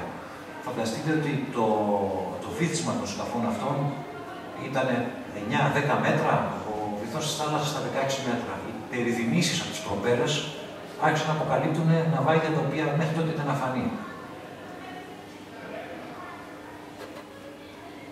Εδώ βλέπετε πλάγι εργασίες αποτύπωσης που προσπαθήσαμε να το εκμηλιώσουμε. Το πρόβλημα με αυτά τα ναυαγιά είναι ότι εντάξει, το βρήκαμε, το χρονολογήσαμε, χαιρόμαστε πολύ. Το ζήτημα είναι πώς μπορείς να τα προστατεύσεις. Το ναυάγιο, το συγκεκριμένο αυτό, βρίσκεται εδώ. Εδώ είναι το σκάφος. Είναι στην είσοδο του λιμένα της Ρόδου και ο λιμένας της Ρόδου έχει πάρα πολύ αυξημένη ναυσιπλοϊκή κίνηση. Να τον ελκύσουμε δεν μπορούμε. Είναι 20-20 μέτρα, δεν το κάνουμε. Δεν μπορούμε να το στηρίσουμε, δεν έχουμε χώρο να το βάλουμε και το βέβαιο είναι ότι αν θα μείνει εκεί στη θέση του θα καταστραφεί. Ούτε έχει κανένα νόημα να το ξανασκητάσουμε, διότι θα περάσει το επόμενο πλοίο, θα ξαναγίνει περιδημής από την προπέρα, θα ξανααποκαλυφθεί. Τέλος, στα πλαίσια αυτής πάντα της έρευνας, στην Ρόδο μας περίμενε και μια άλλη έκπληξη που βρήκε αρχαιολογία, όπως σας είπα πριν, επιφυλάσσει ευρήματα τα οποία πολύ σπάνια μπορεί κανείς στην ξηρά. Μέσα στο λιμάνι της Ρόδου πάλι, σε βάθος 14-15 μέτρων, ο μεγαλύτερος θησαυρός χρυσών νομισμάτων και κοσμάτων που έχει βρεθεί ποτέ στην Ελλάδα. 4.200 χρυσά νομίσματα, τα οποία χρονολογούνται από το 1750 μέχρι το 1800. Τα περισσότερα οθωμανικής κοπής, υπάρχουν και κάποια ευρωπαϊκά. Αυτές είναι από τις ελάχιστες φωτογραφίες που προλάβαμε να τραβήξουμε. Βρέθηκε απόγευμα ο θησαυρός, σκοτίνιαζε και το πρόβλημα ήταν ότι την άλλη μέρα το πρωί αναμενόταν ένα τεράστιο πλοίο να μπει μες στο λιμάνι εκτοπίσματος 70-80.000 τόνων, επιβατηγών και 3.500 τουρίστες. Θα περνούσε πάνω από τη θέση του θησαυρού αυτού. Δεν υπήρχαν πολλά πράγματα που μπορούσαμε να κάνουμε εμείς εκείνη τη στιγμή. Προσπαθήσαμε από το λιμεναρχείο, προσπαθήσαμε να έρθουμε σε επαφή με το Υπουργείο Πολιτισμού. Ήταν μέρες καταλήψεων και απεργιών, δεν υπήρχε κανένας να σηκώσει το τηλέφωνο. Ουσιαστικά ήμασταν αβοήθητοι και μόνοι μας. Τι συνέβη τελικά? Διαπιστώσαμε ότι δεν μπορείς να εμποδίσεις στη Ρόδο ένα πλοίο με 3.500 επιβάτες να μπει μες στο λιμάνι. Το πλοίο πέρασε πάνω από το θησαυρό. Τα νομίσματα σκορπίστηκαν στην ευρύτερη περιοχή και τελικά αναλώσαμε ένα μήνα εντατικής εργασίας, ήταν Φεβρουάριος, για να μπορέσουμε να ξαναμαζέψουμε. Εν πάση περιπτώσει, τέλος καλό, όλα καλά, ο θησαυρός αυτός αναπτύχθηκε και σήμερα βρίσκεται στην εφορία εναντίον αρχαιοτήτων. Εδώ τώρα είναι μια στατιστική από τα ναυάγια τα οποία έχουν, ας το πούμε, τεκμηριωθεί στην Ελλάδα. Σας είπα πριν ότι στην Ελλάδα έχουμε καταγράψει περίπου 2.200 αρχαιολογικές θέσεις. Ουσιαστικά όμως, οι θέσεις και τα ναυάγια που ξέρουμε τώρα, που έχουμε τεκμηριώσει σε έναν επαρκή βαθμό, δεν είναι παραπάνω από 120-130. Η προϊστορική περίοδος, τα προϊστορικά ναυάγια απαρτίζουν ένα πολύ μικρό ποσοστό αυτών των ναυαγιών. Το πιο περίεργο είναι αυτό που γίνεται μετά. Υπάρχει μια περίοδος της ελληνικής ιστορίας, η γεωμετρική χρόνια από το 1050 μέχρι το 750 π.Χ., που δεν έχει αποδώσει κανένα απολύτως ναυάγιο. Ενώ ξέρουμε ότι την ίδια εποχή υπάρχει ναυσιπλοϊκή διακίνηση, υπάρχει εμπόριο, γιατί στα αιγεία της εποχής της γεωμετρικής συχνά πυκνώνονται μεγάλα πλοία. Ουσιαστικά τα ναυάγια αρχίζουν και εντοπίζονται από τους αρχαϊκούς χρόνους. Κατά τους αρχαϊκούς χρόνους δημιουργείται η ευρεσιτεχνία του αμφορέα. Επομένως, τα πλοία πλέον μεταφέρουν αμφορείς και είναι πολύ πιο εύκολο να εντοπιστούν από τους αρχαιολόγους. Υπάρχει μια πολύ μεγάλη αύξηση των ναυαγιών στη κλασική περίοδο, που αντιπροσωπεύουν το 14%, και από εκεί και πέρα στην ελληνιστική και ρωμαϊκή περίοδο, 23% και 33%. Τα νούμερα αυτά είναι σε ισορροπία και με τις μελέτες, τις στατιστικές μελέτες και της υπόλοιπης Μεσογείου. Ο λόγος της πολύ μεγάλης αύξησης της ναυσιπλοείας είναι ότι κατά την ελληνιστική περίοδο και ιδιαίτερα κατά τη ρωμαϊκή έχουμε μια πρώτη παγκοσμιοποιημένη Μεσόγειο, κοινωνία. Όλα ουσιαστικά έχουν γίνει ένα, οπότε διευκολύνονται οι εμπορικές επαφές και επίσης ο αριθμός των πλοίων, το τονάζ των πλοίων αυτών έχει αυξηθεί πάρα πολύ. Και τέλος τα βυζαντινά, τα οποία αντιπροσωπεύουν ένα 25% των αναγνωρισμένων ναυαγίων στην ελληνική επικράτεια. Πέρα από τα αρχαία και τα μεσαιωνικά ναυάγια, υπάρχουν και τα σύγχρονα ναυάγια. Τα σύγχρονα ναυάγια, με έναν νόμο ο οποίος ψηφίστηκε το 2001, πλέον και αυτά προστατεύονται και αποτελούν ένα τμήμα της εθνικής μας κληρονομιάς. Ο νόμος αυτός ορίζει ότι από τη στιγμή που θα παρέλθουν περισσότερα από 50 χρόνια από τη βύθιση ενός πλοίου ή αεροπλάνου στη θάλασσα, το πλοίο αυτό χαρακτηρίζεται πλέον μνημείο και είναι προστατευόμενο. Αυτό έχει δημιουργήσει, έχει σώσει αρκετά ιστορικά ναυάγια τα οποία προστατεύονται πλέον, έχει δημιουργήσει όμως και πάρα πολλά προβλήματα σε περιοχές όπου εκτελούνται τεχνικά έργα και υπάρχουν ναυάγια τα οποία είναι παλαιότερα από 50 χρόνων, ωστόσο όμως δεν είναι κάποιας ιστορικής σημασίας. Αυξημένο ενδιαφέρον κατά τα τελευταία χρόνια υπάρχει για τα αεροπλάνα του Δεύτερου Παγκοσμίου Πολέμου από πολλές ερευνητικές ομάδες. Είναι ένα υλικό το οποίο στην υπηρεσία μου αρχιοθετείται. Δεν έχουμε όμως μια σοβαρή παιδεία και μια εμπειρία στη διαχείριση τέτοιου είδους αντικειμένων. Σίγουρα το μεγαλύτερο λάθος που μπορεί να γίνει με αυτά τα αεροπλάνα είναι η ενέργησή τους.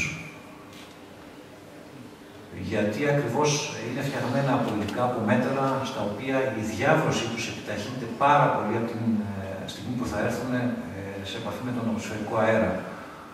Επομένως, η ανέλκυσή τους είναι λάθος. Έχει ανελκυστεί κατά το παρελθόν ένα Γιούγκερς 52 από την περιοχή της Λέρου, από την πολεμική αεροπορία, με ευθύνη της. Έχει μεταφερθεί στο Τατόι και δυστυχώς τα νέα που ακούω για την κατάσταση διατήρησής του είναι πάρα πολύ άσχημα. Καλό είναι αυτά τα μνημεία να καταγράφονται, να τεκμηριώνονται και να αφήνονται ως έχουν. Εδώ βλέπετε ένα πολύ σπάνιο αεροπλάνο, ένα Σαβόια Μαρκέτη, το οποίο κατέπεσε το 1943 κάπου ανοιχτά του πόρου. Το βάθος είναι 60 μέτρα και είναι ένας από τους ερευνητικούς στόχους του Ινστιτούτου Εναλλίων Αρχαιολογικών Ερευνών κατά την προσεχή περίοδο.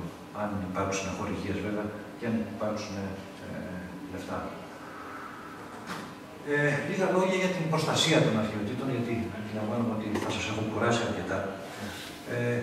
Την προστασία των αρχαιοτήτων δεν την αντιλαμβανόμαστε όλοι με τον ίδιο τρόπο.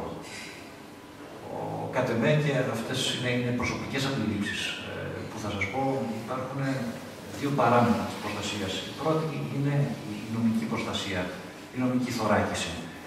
Η δεύτερη είναι αυτό που λέμε η φύλαξη, η αστυνομική προστασία. Βρισκόμαστε σε μια χώρα με πάρα πολύ μεγάλο μήκος ακτογραμμής, με μια λιμενική αρχή η οποία είναι ελλιπώς στελεχωμένη και με όχι επαρκή πλωτά μέσα για τη φύλαξη. Και κατά δεύτερον λόγο, η δίωξη της αρχαιοκαπηλείας αυτή την περίοδο τουλάχιστον δεν είναι από τις βασικές προτεραιότητες της δίωξης. Είναι άλλα πράγματα. Είναι η δίωξη της αρχαιοκαπηλείας, η δίωξη της λαθρομετανάστευσης, λαθρεμπόριο κτλ. Ο νόμος προβλέπει ότι κάθε αρχαίο ναυάγιο, προκειμένου να προστατευτεί, θα πρέπει να θωρακιστεί νομικά. Επομένως, θα πρέπει να κηρυχτεί ως σενάριος αρχαιολογικός χώρος. Υπάρχει συγκεκριμένη διαδικασία με την οποία γίνεται αυτό. Βγαίνει ένα ΦΕΚ.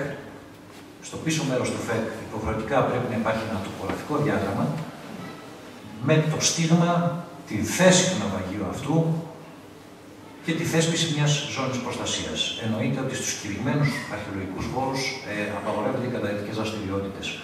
Το δίλημμα που αντιμετωπίζουμε εμείς, ειδικά σε ναυάγια εξαιρετικά ευαίσθητα, είναι ότι αν προχωρήσουμε στην κήρυξη ενός αρχαιολογικού χώρου, ουσιαστικά γνωστοποιούμε τη θέση του και το στίγμα του. Είναι μια πληροφορία που μπορεί να την πάρει ο καθένας, να πάρει το φύλλο του εθνικού τυπογραφείου και να βρει ακριβώς που είναι το στίγμα. Και εδώ υπάρχουν πολλές αντιρρήσεις από τους αρχαιολόγους, αν αυτό θα πρέπει να συνεχίσει να γίνεται με αυτόν τον τρόπο.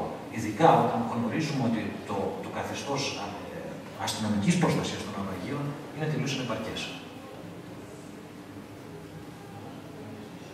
Για μένα ένας ιδανικός τρόπος για να μπορέσουν να προστατευτούν κάποια αρχαία ναυάγια είναι να καταστούν επισκέψιμα. Αυτό προβλέπεται πλέον από τον νέο νόμο του 2005 περί καταδύσεων αναψυχής. Υπάρχει μέσα η έννοια του υποβρύχιου μουσείου, που σημαίνει επισκέψιμος υποβρύχιος αρχαιολογικός χώρος. Και είναι μια συζήτηση που έχει ξεκινήσει τα τελευταία χρόνια. Θα ήταν αδιανόητη οποιαδήποτε συζήτηση πριν 20 χρόνια. Πολλές φορές όμως έχω την αίσθηση ότι είναι μια συζήτηση η οποία σέρνεται και δεν υπάρχει σοβαρή πολιτική βούληση να πραγματοποιηθεί. Έχουν υποβληθεί πάρα πολύ σοβαρές προτάσεις για την επισκεψιμότητα αρχαιολογικών χώρων. Η πιο σοβαρή και η μόνη η οποία αισθάνομαι ότι έχει ελπίδες απόδοσης είναι από την Ατλαντής Συμβουλευτική, μια εταιρεία η οποία εδρεύει εδώ στη Θεσσαλονίκη και αφορά την αξιοποίηση των ναυαγίων που βρίσκονται στο Εθνικό Θαλάσσιο Πάρκο Αλονίσου.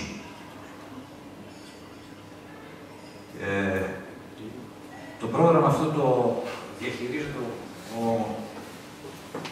κ. Άγγελος Μαγκλής, ο οποίος είναι μεταξύ μας σήμερα και δεν ξέρω, ίσως στο τέλος, μετά την προβολή, να υπάρξει δυνατότητα μιας ευρύτερης συζήτησης πάνω για το θέμα αυτό. Εγώ δεν ήξερα κατά πόσο το πρόγραμμα αυτό προωθείται, όπως με διαβεβαίωσε σήμερα που βρεθήκαμε. Προφανώς θα περάσει στη φάση της υλοποίησης και αυτό είναι κάτι πολύ, πολύ ευίωνο.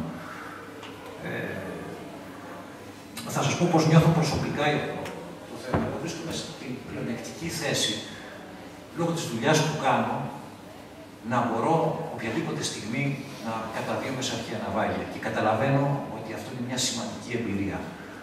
Ωστόσο, είναι μια εμπειρία την οποία δεν μπορώ να την μοιραστώ.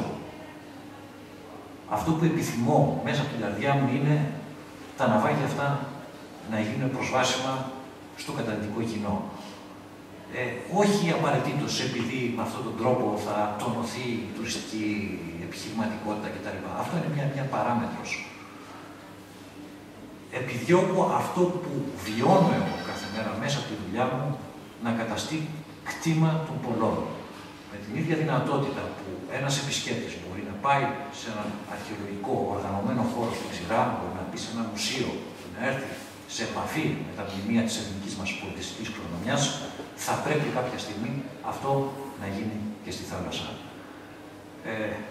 Δεν έχω να πω κάτι άλλο. Σας ευχαριστώ πάρα πολύ για την προσοχή σας. Θα ακολουθήσει η προβολή του ντοκιμαντέρ για την έρευνα την ανασκαφική στην Αιγυλία και ελπίζω μετά, αν υπάρξουν κάποιες ερωτήσεις, να μπορέσω να απαντήσω και να γίνει και μια συζήτηση για το θέμα αυτό. Σας ευχαριστώ πάρα πολύ.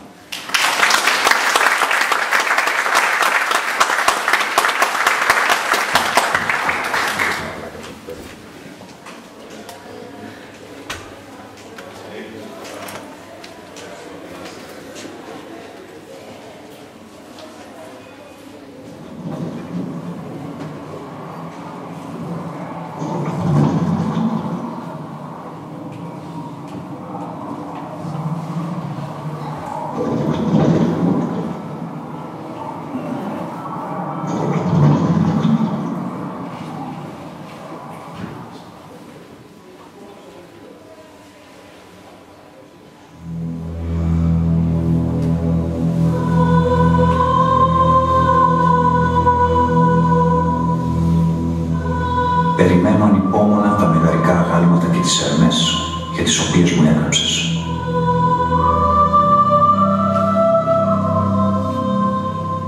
Έχει εμπιστοσύνη στο θησαυροφυλάκιό μου και μη διστάσεις να μου στείλεις οτιδήποτε σου φαίνεται άξιο. Αυτή είναι η φιλίδωνη ευχαρίστησή μου. Ο Λέντουλος υπόσχεται το πλοίο του. Εξέτασε δραστήρια το σχέδιο. Συγκετεύω. Κικέρον, επιστολή στον Τίτο Πομπόνιο Αττικό, 67 π.Χ.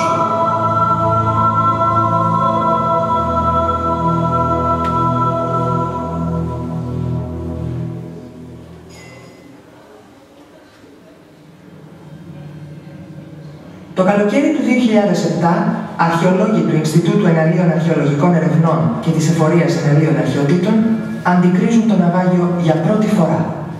Πραγματοποιούνται οι πρώτες μετρήσεις. Ευρήματα που θεωρούνται σημαντικά για την ταυτοποίηση του ναυαγίου επιλέγονται προς ανέλυση. Κάποια χρηστικά αγγεία του επιφανειακού στρώματος συλλέγονται άμεσα. Στη συνέχεια, ανελκύονται δύο ακέραιοι οξυπήθμενοι μεταφορικοί αμφορείς, που αποτελούν και το κύριο μέρος του φορτίου. Κάποτε ήταν γεμάτοι με ξαπουστό κρασί και λάδι. Σήμερα, μετά από 2.100 χρόνια παραμονή στον βυθό της θάλασσας, έχουν γεμίσει με ειζήματα, κοχύλια, άμμο. Τα αγγεία αποκολλούνται προσεκτικά από το βυθό και οδηγούνται στην επιφάνεια με τη βοήθεια ενός ασκού ανέλκυσης. Το μεγάλο τους βάρος και η απότομη αλλαγή περιβάλλοντος ενέχουν σημαντικό κίνδυνο θράψης. Οι δίτες τα συνοδεύουν αργά-αργά μέχρι την επιφάνεια. Τα αρχαία ναυάγια, όπως επανειλημμένα έχει διατυπωθεί στο παρελθόν, αποτελούν κλειστές κάψουλες χρόνου. Αποτελούν μια τομή, μια παγωμένη στιγμή στην ροή του ιστορικού χρόνου, όπου ένα πλοίο, το φορτίο του και όλες οι ανθρώπινες ενέργειες και δράσεις που το πλαισιώνουν, σε απόλυτη συγχρονικότητα αποτίθενται στο θαλάσσιο περιβάλλον, το βυθό, και μας παραδίδονται αυτούσια 2.000 χρόνια μετά, χωρίς δευτερογενείς ανθρώπινες παρεμβάσεις. Από την πρώτη στιγμή που αντικρίσαμε το ναυάγιο των Στύρων, τον Ιούλιο του 2007, καταλάβαμε ότι ήταν ένα πολύ ιδιαίτερο ναυάγιο και ότι είχε μια δυναμική που το έκανε να ξεχωρίζει από όλα τα άλλα ναυάγια που είχαμε δει μέχρι τότε. Καταρχήν, όλο το φορτίο των αφορέων ήταν συγκεντρωμένο γύρω από ένα επίκεντρο και η διασπορά περιφερειακών ευρημάτων ήταν πάρα πολύ περιορισμένη. Τα δύο αυτά γεγονότα, σε συνδυασμό με τον μεγάλο αριθμό ακέραιων αφορέων στο ναυάγιο, μαρτυρούσαν την παρουσία καταρχήν ενός πλοίου, το οποίο κατά τη διάρκεια της βύθισης είχε διατηρήσει τη συνοχή του. Επιπλέον, ο χώρος της τελικής απόθεσης του ναυαγίου ήταν ένα παχύ στρώμα λεπτό κοκκισάμου. Και αυτό το στρώμα αποτελεί το ιδανικό περιβάλλον για την επιβίωση και καλή διατήρηση όχι μόνο του φορτίου του ναυαγίου, αλλά και του ξύλου του σκαριού.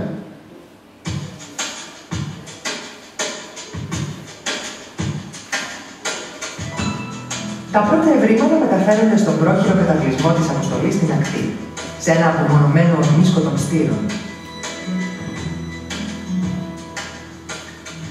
Οι αμφορείς ξεπλένονται εσωτερικά για να απαλλαγούν από το περιττό του φορτίου.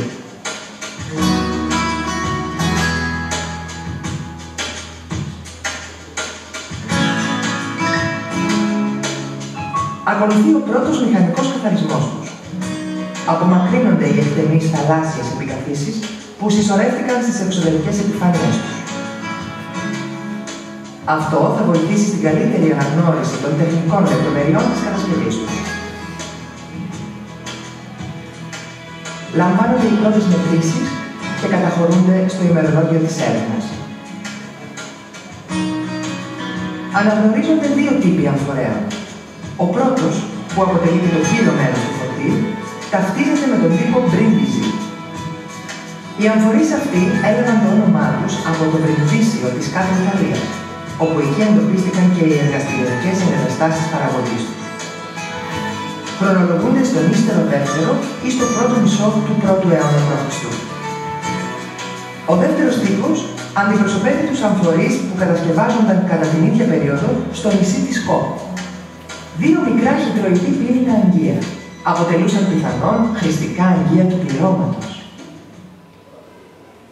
Πλην των μεγάλων μεταφορικών αμφορέων χωρητικότητας 40 λίτρων, όπως αυτός, στο ναυάγιο βρέθηκαν και μικρότεροι αμφορείς ιδίου σχήματος, όπως φαίνεται από την αντιπαραβολή των δύο άλλων τμήματων και χωρητικότητας 1/4 έως 1/5 του μεγάλου αμφορέως. Οι αμφορείς αυτοί ήταν της ίδιας τεχνοτροπίας με τους μεγάλους, παράγονταν από το ίδιο εργαστήριο και μετέφεραν το ίδιο προϊόν, λάδι. Ο προορισμός τους ήταν είτε η πώληση μικρότερης ποσότητας προϊόντος, είτε ήταν αμφορείς δείγματα, αμπούλε, όπως έλεγαν οι Ρωμαίοι. Δηλαδή, πριν να ολοκληρωθεί μια εμπορική συναλλαγή, τους χρησιμοποιούσαν για τη δοκιμή και τον έλεγχο του προϊόντος. Μετά την ανέβρεση των πρώτων ευρημάτων, το ναυάγιο αποκτά πλέον μια ταυτότητα και εντάσσεται σε μια συγκεκριμένη εποχή. Βρισκόμαστε στην εποχή της οριστικής κράτησης των Ρωμαίων στην Ελλάδα. Η Ελλάδα το 146 π.Χ. αποτελεί πλέον αμετάκλητα μια ρωμαϊκή επαρχία. Θα ακολουθήσει μια περίοδος 80 περίπου χρόνων μεγάλης ευημερίας, όπου το Αιγαίο, με επίκεντρο το νησί της Ζήτου, θα καταστεί ο μεγαλύτερος εμπορικός κόμβος της Ανατολικής Μεσογείου. Γύρω από το παλιό ιερό του Απόλλωνα αναπτύσσεται τώρα μια πόλη των 30.000 κατοίκων, οι οποίοι έχουν συγκεντρωθεί στη Δήλο από όλες τις γωνιές της Μεσογείου. Μαζί με αυτούς σπέβδουν και πολλοί Ρωμαίοι έπικοι, οι οποίοι αναλαμβάνουν σε μεγάλο βαθμό την επιχειρηματική δραστηριότητα του νησιού, η οποία είναι κυρίως προσανατολισμένη στην βιοτεχνία, την ναυτιλία και το εμπόριο. Όλη αυτή η οικονομική ανάπτυξη έχει ένα άμεσο αντίκτυπο και στην καθημερινή ζωή των ανθρώπων. Παρακολουθούμε καταρχήν στη Δήλο την ανώτερη τάξη να συναγωνίζεται στην κατασκευή πολυτελών επαύλων. Η μεσαία τάξη επίσης εκείνη την εποχή διευρύνεται και διεκδικεί το δικό της μερδικό στις απολαύσεις και τις ανέσεις. Η μόδα πλέον επιτάσσει την προμήθεια νέων αντικειμένων πριν θαρρούν τα παλιά. Την τάση αυτή θα σχολιάσουν και οι Ρωμαίοι ιστορικοί της περίοδου με τη φράση «Greuum novarum cupiditas», δηλαδή η επιθυμία του κτάσια, η οποία είναι ενδεικτική και για το όλο πνεύμα της εποχής εκείνης. Αναδεικνύει για πρώτη φορά τον άνθρωπο consumens, τον άνθρωπο καταναλωτή. Και ο άκρατος αυτός καταναλωτισμός φαίνεται να επιτείνεται και από μια μεγάλη γκάμα προϊόντων, πολλά από τα οποία έρχονται από μέρη μακρινά και εξωτικά. Μέσα σε αυτό το κλίμα, μέσα σε αυτό το ιστορικό πνεύμα, θα πρέπει να εντάξουμε και να κατανοήσουμε και το ναυάγιο των Στύρων. Η εποχή αυτή της ευημερίας φαίνεται να διακόπτεται απότομα τον πρώτο αιώνα π.Χ. από τα συνακόλουθα των μυθιδατικών πολέμων.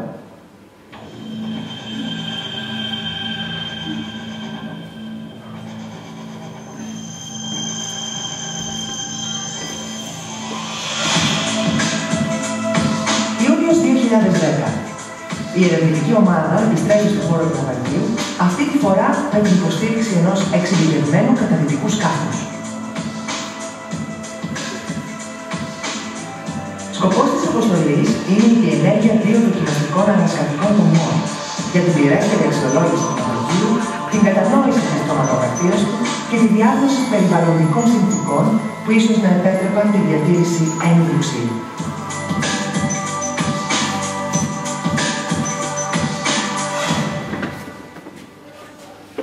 Οι δοκιμαστικές δομές του 2010 έγιναν με σκοπό καταρχήν να γίνει κατανοητή η δυναμική του ναυαγίου. Γνωρίζαμε εξ αρχής ότι είχαμε ενώπιον μας ένα ναυάγιο σε πολύ καλή κατάσταση. Επειδή όμως η συστηματική ανασκαφή ενός ναυαγίου είναι μια πολυδάπανη διαδικασία και αναμένεται να διαρκέσει σε βάθος χρόνου, πέρα από τα ιστορικά προβλήματα στα οποία καλεί το αρχαιολόγος να λύσει μέσω της ανασκαφής αυτής, αυτό που οφείλει καταρχήν να ξέρει είναι το πραγματικό μέγεθος του αντικειμένου που μελετά. Και το αναφέρω αυτό γιατί τα περισσότερα ναυάγια έχουν μια αθέατη πλευρά. Την πλευρά αυτή που είναι χωμένη μέσα στα θαλάσσια ειζήματα και η οποία είναι μεγαλύτερη τόσο από άποψη σημασίας αλλά και από άποψη όγκου από την εξωτερική, την εξόφθαλμη πλευρά, αυτή που βλέπουμε αποτυπωμένη πάνω στο βυθό.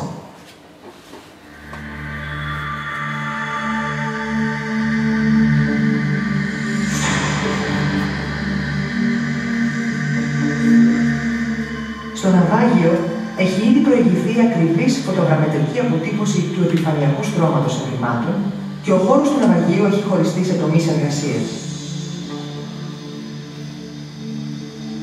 Με τη βοήθεια ενός υποβρύχιου αναλογητήρα ξεκινά η αφαίρεση των επιφανειακών αποθέσεων άμμου.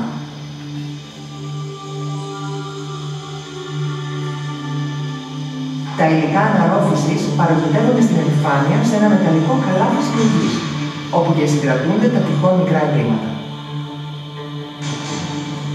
Η ανασκαφή στο βυθό προχωράει με αρκούς ρυθμούς. Οι πρώτες ενδείξεις είναι μάλλον δυσίωνες. Αποκαλύπτονται διάσπαρτα μεταλλικά χαρτιά από το σκαρί του αρχαίου σκάφους. Η απουσία ένιδου ξύλου στον ίδιο χώρο δηλώνει ότι το αρχαίο σκαρί έχει αποσυνδεθεί εντελώς.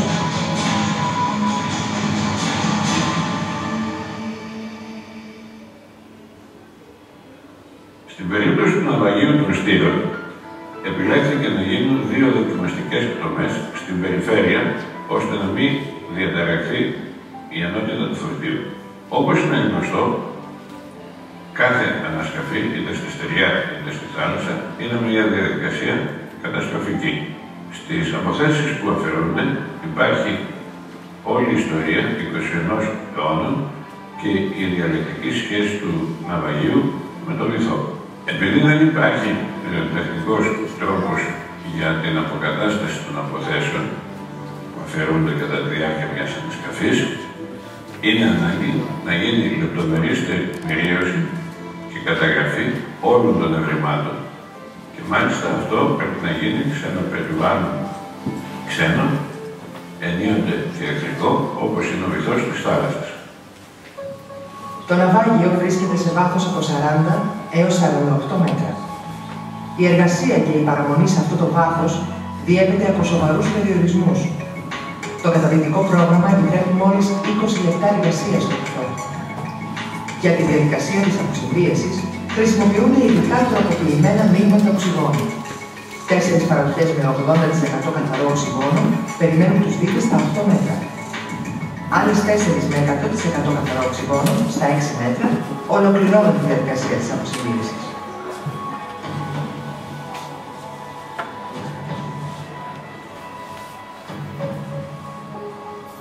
Παράλληλα με την ανασκαφή, θα πραγματοποιηθεί και η μαγνητική διασκόπηση στον χώρο του ναυαγίου.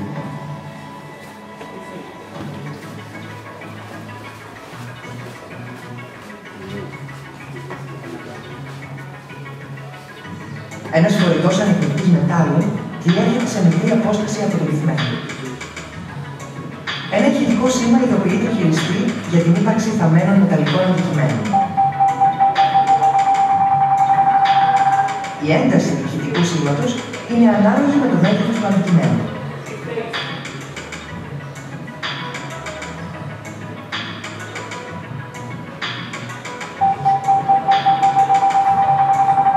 Μια αθέατη όψη του ναυαγίου αποκαλύπτεται. Έρχονται στο φως τα πρώτα τμήματα ενός χάλκινου αγάλματος.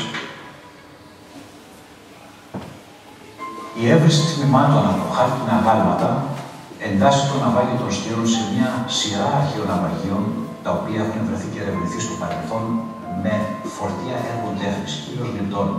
Σε αυτά ας αναφέρουμε το ναυάγιο των Κιθήρων, του Αρτεμισίου, της Μαγδία που βρέθηκε στις ακτές της Τινησίας, της Καλύμνου κλπ. Χαρακτηριστικό είναι ότι όλα αυτά τα ναυάγια έχουν χρονολογηθεί στον 1ο αιώνα π.Χ.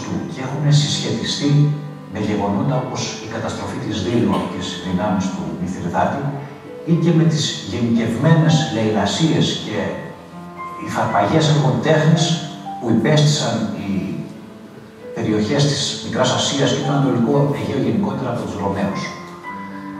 Γενικότερα, ο 2ος και 1ος αιώνας π.Χ. είναι μια εποχή που πάρα πολλά έργα τέχνης φεύγουν από την Ανατολή και κατακλείζουν τη Ρώμη. Ωστόσο, την ίδια ακριβώς εποχή διαμορφώνεται και μια αντίρροπη τάση. Αρχίζει και αναπτύσσεται για πρώτη φορά αυτό που θα λέγαμε σήμερα αγορά έργων τέχνης.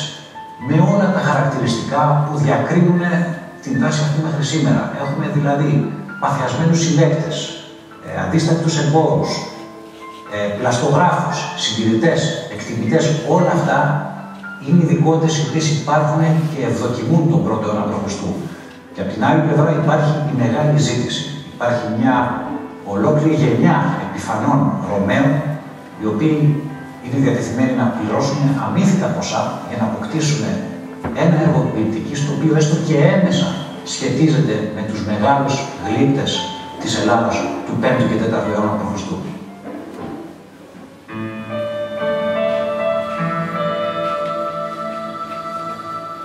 Πλήρωσα 20.400 συστέρτιους στο Λούκιο Κίνκιο για τα μηγαρικά γάλματα, όπως με συμβούλεψες.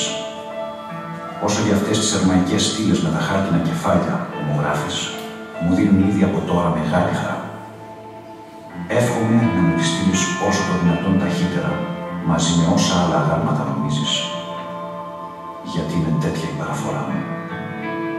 Φόρτωσέ τα σε όποιο λιμάνι θέλεις.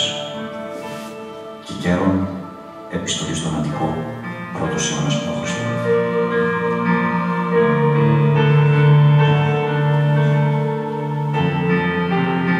Τα νέα ευρήματα ενεργείονται στην επιφάνεια. Η σταθεροποίηση της κατάστασης των μεταλλικών αδικημένων γίνεται το πρώτο μέλημα της ερευνητικής ομάδας. Εγκλωβισμένα σε ένα σκληρό στρώμα επίπαγου, μόλις που διατηρούν κάτι από το αρχικό του σχήμα.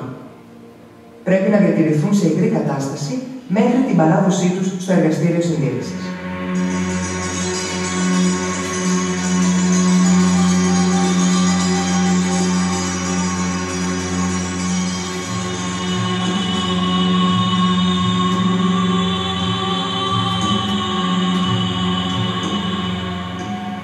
Όλα τα ευρήματα θα μεταφερθούν από το σκάφος υποστήριξης στα βοηθητικά σκάφη και από εκεί στο μεταβλητό.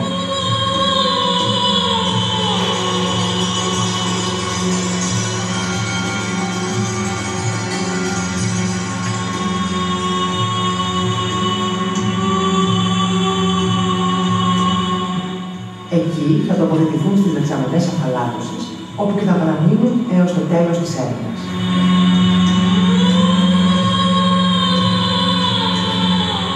Στον χώρο του μεταβλισμού, οι αρχαιολόγοι έχουν πλέον τη δυνατότητα μιας πιο διεισδυτικής ματιάς στα ευρήματα της ημέρας.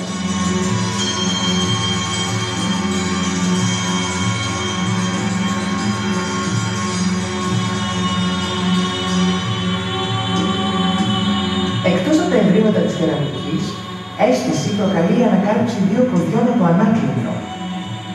Η παρουσία του στον χώρο του ναυαγίου φαίνεται να υποδηλώνει τη μεταφορά πολυτελούς οικοσκευής. Το ίδιο ασυνήθιστη είναι και η έβριση ενός μορτάριου, μιας σε βαθμούς δηλαδή λίθινης λεκάνης.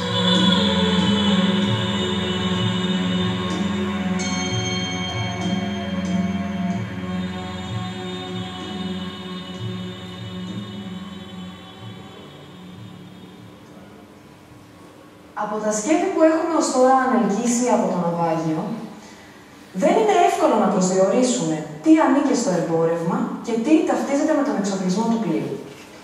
Η λίθινη αυτή θηλία, ή αλλιώς μορτάριο, χρησιμοποιείται για την παρασκευή φαγητού, κονιορτοποίηση δημητριακών, εκχύμωση καρπών κτλ. Έτσι είμαστε βέβαιοι ότι ανήκε στη σκευοθήκη του πλοίου. Βρέθηκε στην άκρη του ναυαγίου μαζί με αυτή την κέραμη και μπορούμε να υποθέσουμε με ασφάλεια ότι η αρχική της θέση στο πλοίο ήταν σε μια στεγασμένη υπερκατασκευή στην πρίμνη του ναυαγίου, όπου γνωρίζουμε ότι εκεί βρίσκονταν οι κουζίνες των πλοίων της εποχής. Τα τμήματα των χάλκινων αγαλμάτων που έχουν ανελκυστεί από το ναυάγιο ήταν εξαιρετικά αποσπασματικά. Αυτό είναι λίγο περίεργο, αν αναλογιστούμε ότι σε ναυάγια όπως αυτό της Καλύμνου ή του Αρτεμισίου, τα γλυπτά επιβιώνουν διαμελισμένα, όχι όμως τα μαχισμένα. Παρ' όλα αυτά, μπορούμε να προβούμε σε κάποιες αρχικές παρατηρήσεις. Οι μορφές οι οποίες αποδίδονται πρέπει να ήταν φυσικού μεγέθους. Και τουλάχιστον μία από αυτές πρέπει να ήταν ενδεδειμένη. Αυτό φαίνεται από τη λεπτομέρεια της παρυφής ενός ενδύματος εδώ πέρα, καθώς και από τις λοξές πτυχές του υφάσματος ενός σηματίου, είτε από το θώρακα, είτε από την πλάτη.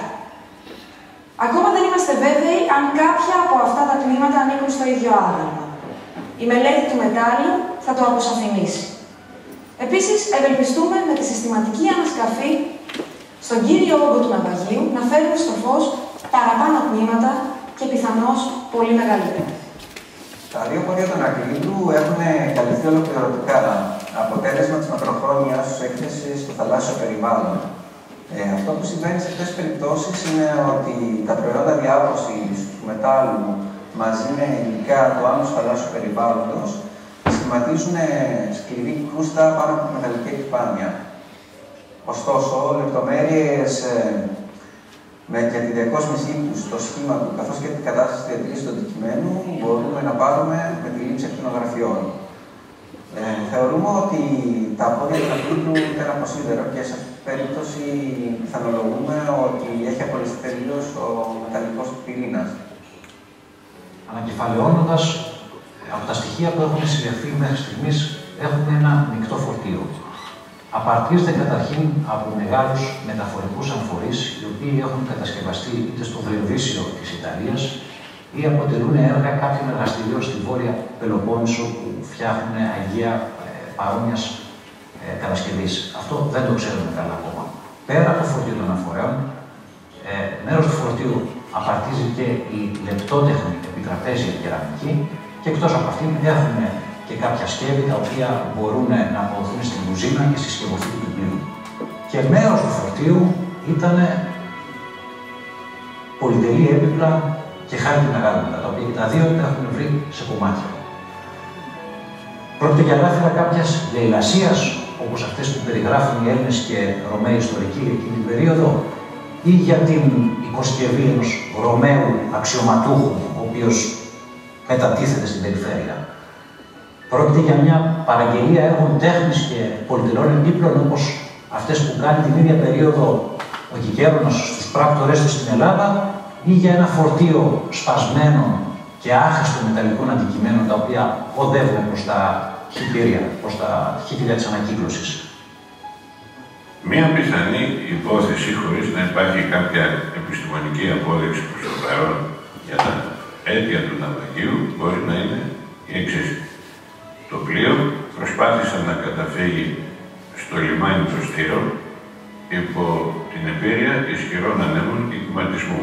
Δεν μπόρεσε όμως να παραπλέψει το ακροτήριο στην νησίδα του Στήρων, προσέκρουσε στα βράχια, υπήρξε μια μερική απώλεια φορτίου που δικαιολογείται από τους αμφορείς που βρίσκονται στα ρηχά, ενώ ο κύριος όγκος βρίσκεται συγκεντρωμένος στα 40 και πλέον μέτρα.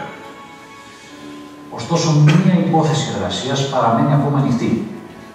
Τον Ιούνιο του 1925, στην θαλάσσια περιοχή του Μαραθώνα, αλλιεύτηκε με δίχτυα ένα ακέραιο πρωτότυπο άγαλμα, το οποίο σήμερα βρίσκεται στο Εθνικό Αρχαιολογικό Μουσείο και έμεινε γνωστό στην βιβλιογραφία ως ο έφηβος του Μαραθώνα.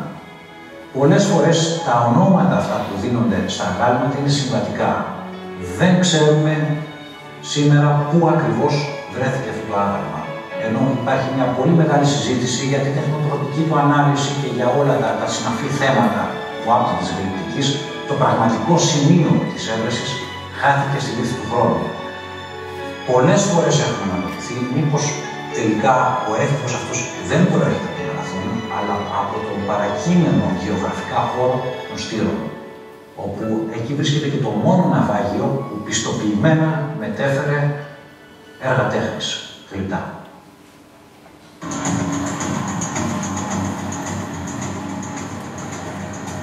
17 Ιουλίου 2010.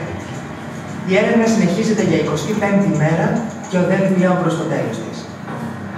Ένας ισχυρός μαγνητικός στόχος που έχει επισημανθεί στην τελευταία κατάδυση της προηγούμενης ημέρας δημιουργεί μεγάλες προσδοκίες.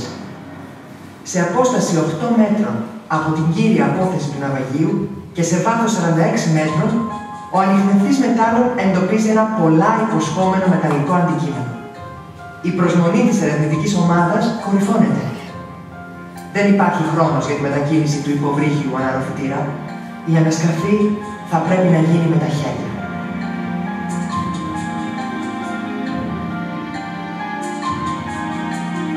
Η άμμος απομακρύνεται αποκαλύπτοντας ένα σιδερένιο κάδο, τμήμα του εξοπλισμού του αρχαίου πλοίου. Δίπλα στον κάδο, έκπληκτοι αρχαιολόγοι συνειδητοποιούν την παρουσία μιας ξύλινης κατασκευής.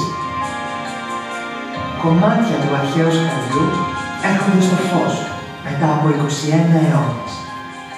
Οι αρχαιολόγοι δύσκολα συγκρατούν τον ενθουσιασμό τους.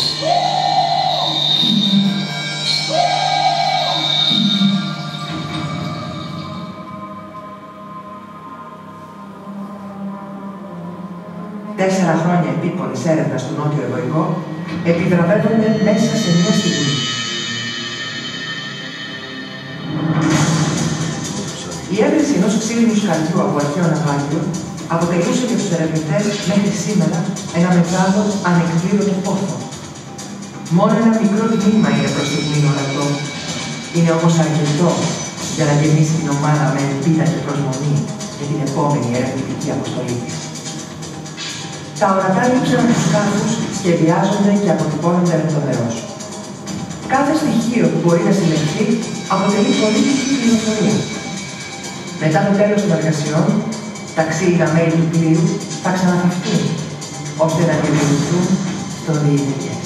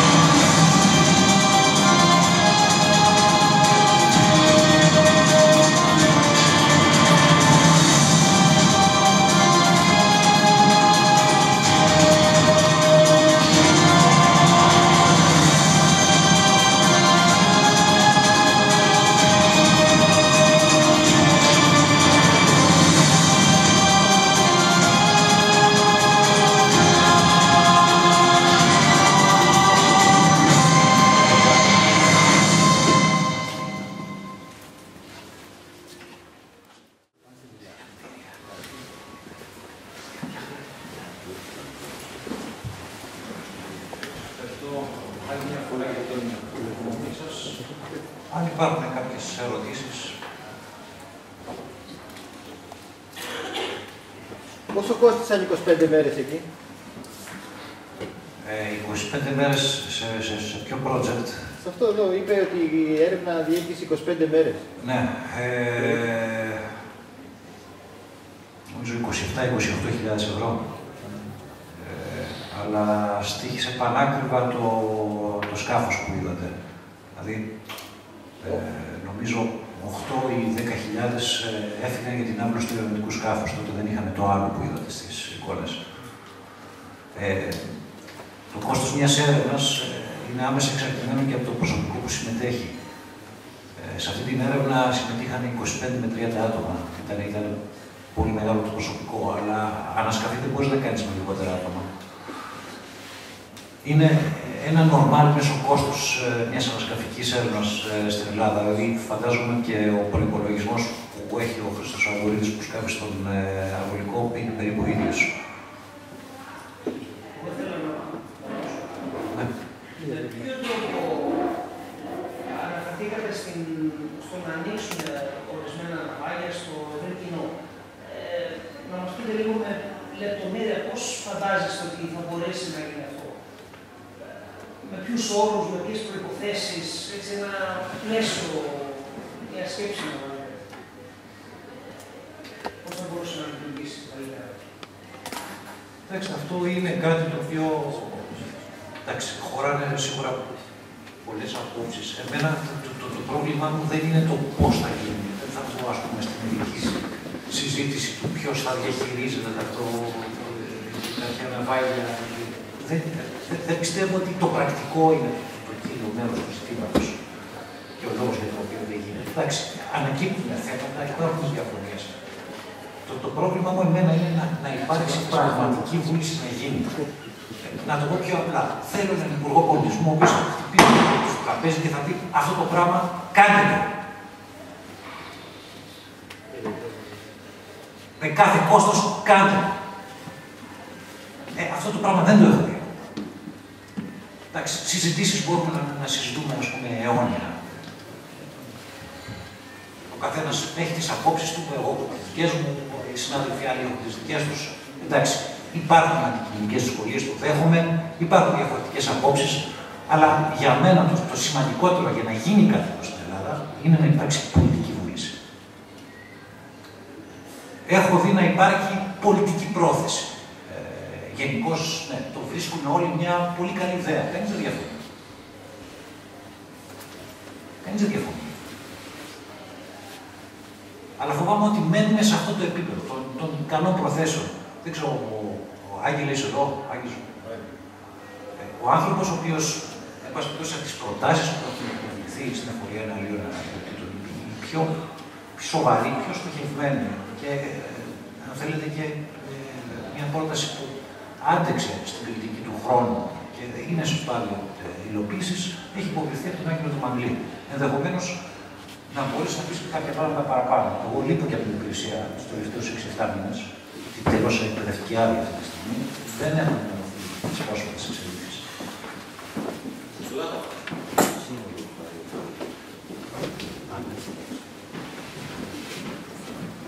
Να κάνω ένα σχόλιο. Ναι. Καταρχάς, ο φίλος, ο Γιώργος Λάκης, εμένα με εξέπληξε, το γνωρίζω χρόνια, τον δουλέψει πολλά χρόνια μαζί. Κατόρθωσε να περάσει όλη αυτή τη διαδικασία μιας υποπίκης έρευνας σε ένα κοινό, που δεν είναι στο κοινό με το οποίο συνήθως συνδιαλέγεται, δηλαδή με τους αρχαιολόγους ή τους άλλους επιστήμονες του συγκεκριμένου χώρου, αλλά κατόρθωσε να γίνει τόσο κατανοητό σε όλους μας και πραγματικά δεν με εξέπληξε. Αυτό που θέλω να παρατηρήσω πριν πάρει τον λόγο ο Άγγελος είναι η σεμνότητα με την οποία πάντα το διακρίνει, αλλά και σήμερα είδαμε ότι όλη αυτή την ώρα που παρουσίασε αυτή την επίπονη εργασία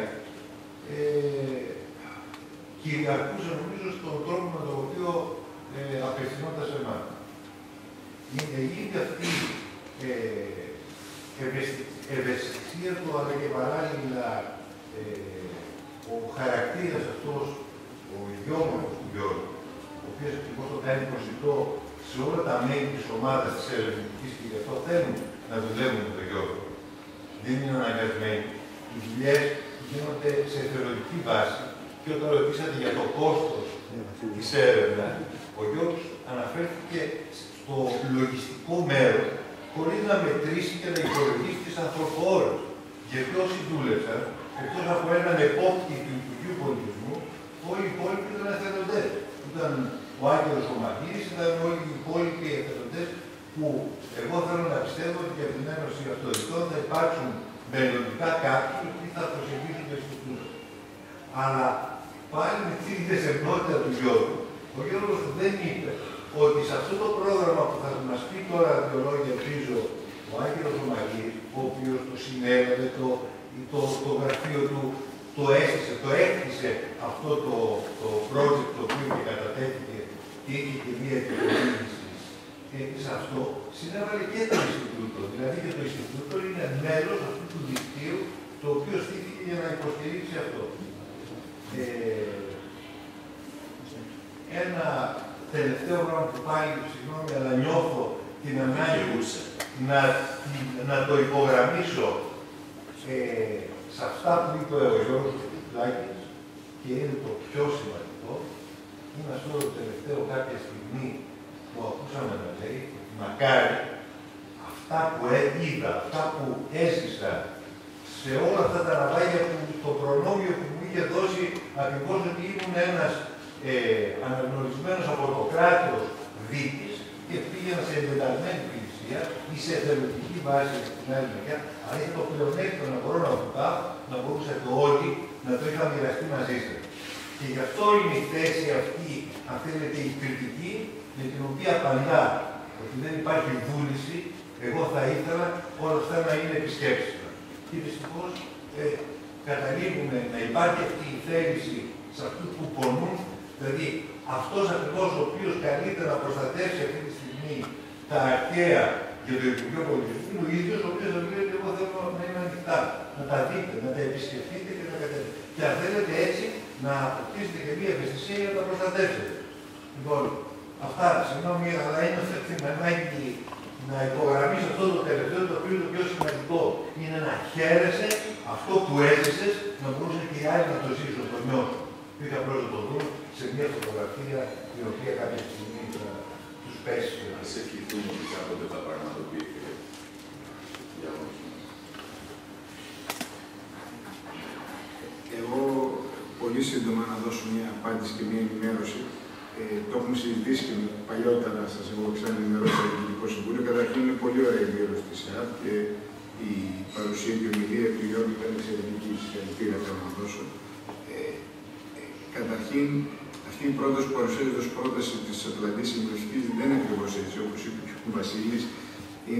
Εγώ απλώς είχα μια πρωτοβουλία το 2007, συμμετέχουν 35 φορείς τοπικοί της Σαλονίσου και της Κοπέλου και πλέον έχει μπει μέσα και η περιοχή του νοτίου και δυτικού Παγασιτικού κόλπου, την πρωτοβουλία της περιφέρειας της Αλίας. Η ιδέα των επισκέψιμων ενάλληλων αρχαιολογικών χώρων ή αλλιώς υποβρυχίων μουσείων δεν είναι δική μου πατρότητα, υπάρχει από παλιά στην Ελλάδα, από πολλές έρευνες. Η Φωτεινή Βλαχάκη έχει κάνει τη διπλωματική της εργασία πριν 20 χρόνια σε αυτή τη φιλοσοφία. Υπάρχει στο εξωτερικό, υπάρχουν αρχαία υποβρύχια, σκέψιμοι, ναυάγια και αρχαιολογικοί χώροι. Δεν είναι μόνο τα ναυάγια, είναι και αρχαίοι οικισμοί που είναι συνεδρικά και μπορεί να τους δει κανείς με μάσκα και αναπληστήρα. Πού βρισκόμαστε λοιπόν σήμερα σε αυτό το έργο. Το έργο καταρχήν ξεκίνησε το 2007, έχουμε κλείσει 5 χρόνια. Όλοι οι ενάλληλοι αρχαιολόγοι αγαπούν τη θάλασσα και εγώ τέλος πάντων, επειδή καλή ώρα, όπως είπε ο Γιώργος, ήθελα να δω και την πλευρά των αρχαίων ναυαγίων, ασχολήθηκα με το ΙΕΝΑ, ήμουν και μέλος εδώ και 7-8 χρόνια. Και προφανώς το θέμα ήταν γιατί να μην βουτάμε όλοι εμείς στα αρχαία ναυάγια. Το 2007 τότε ο Φόλιας είχε βγάλει μια προκήρυξη με τον Μουσουρούλη να γίνουν προτάσεις από την τοπική κοινωνία για να αναπτυχθούν μειονεκτικές νησιωτικές και ορεινές περιοχές. Τα λεγόμενα πρότυπα καινοτόμα σχέδια ανάπτυξης στα Πουκουσουά. Είχαμε συλλάβει την ιδέα να κάνουμε επισκέψιμο το ναυάγιο της Περιστέρας Σαλονίσου, το μεγάλο αυτό της Ελπίδας Ατζηδάκη, που ήταν με την ανασκαφή. Από εκεί ξεκίνησε η ιδέα. Στην πορεία προσθέθηκε και Σκόπελος.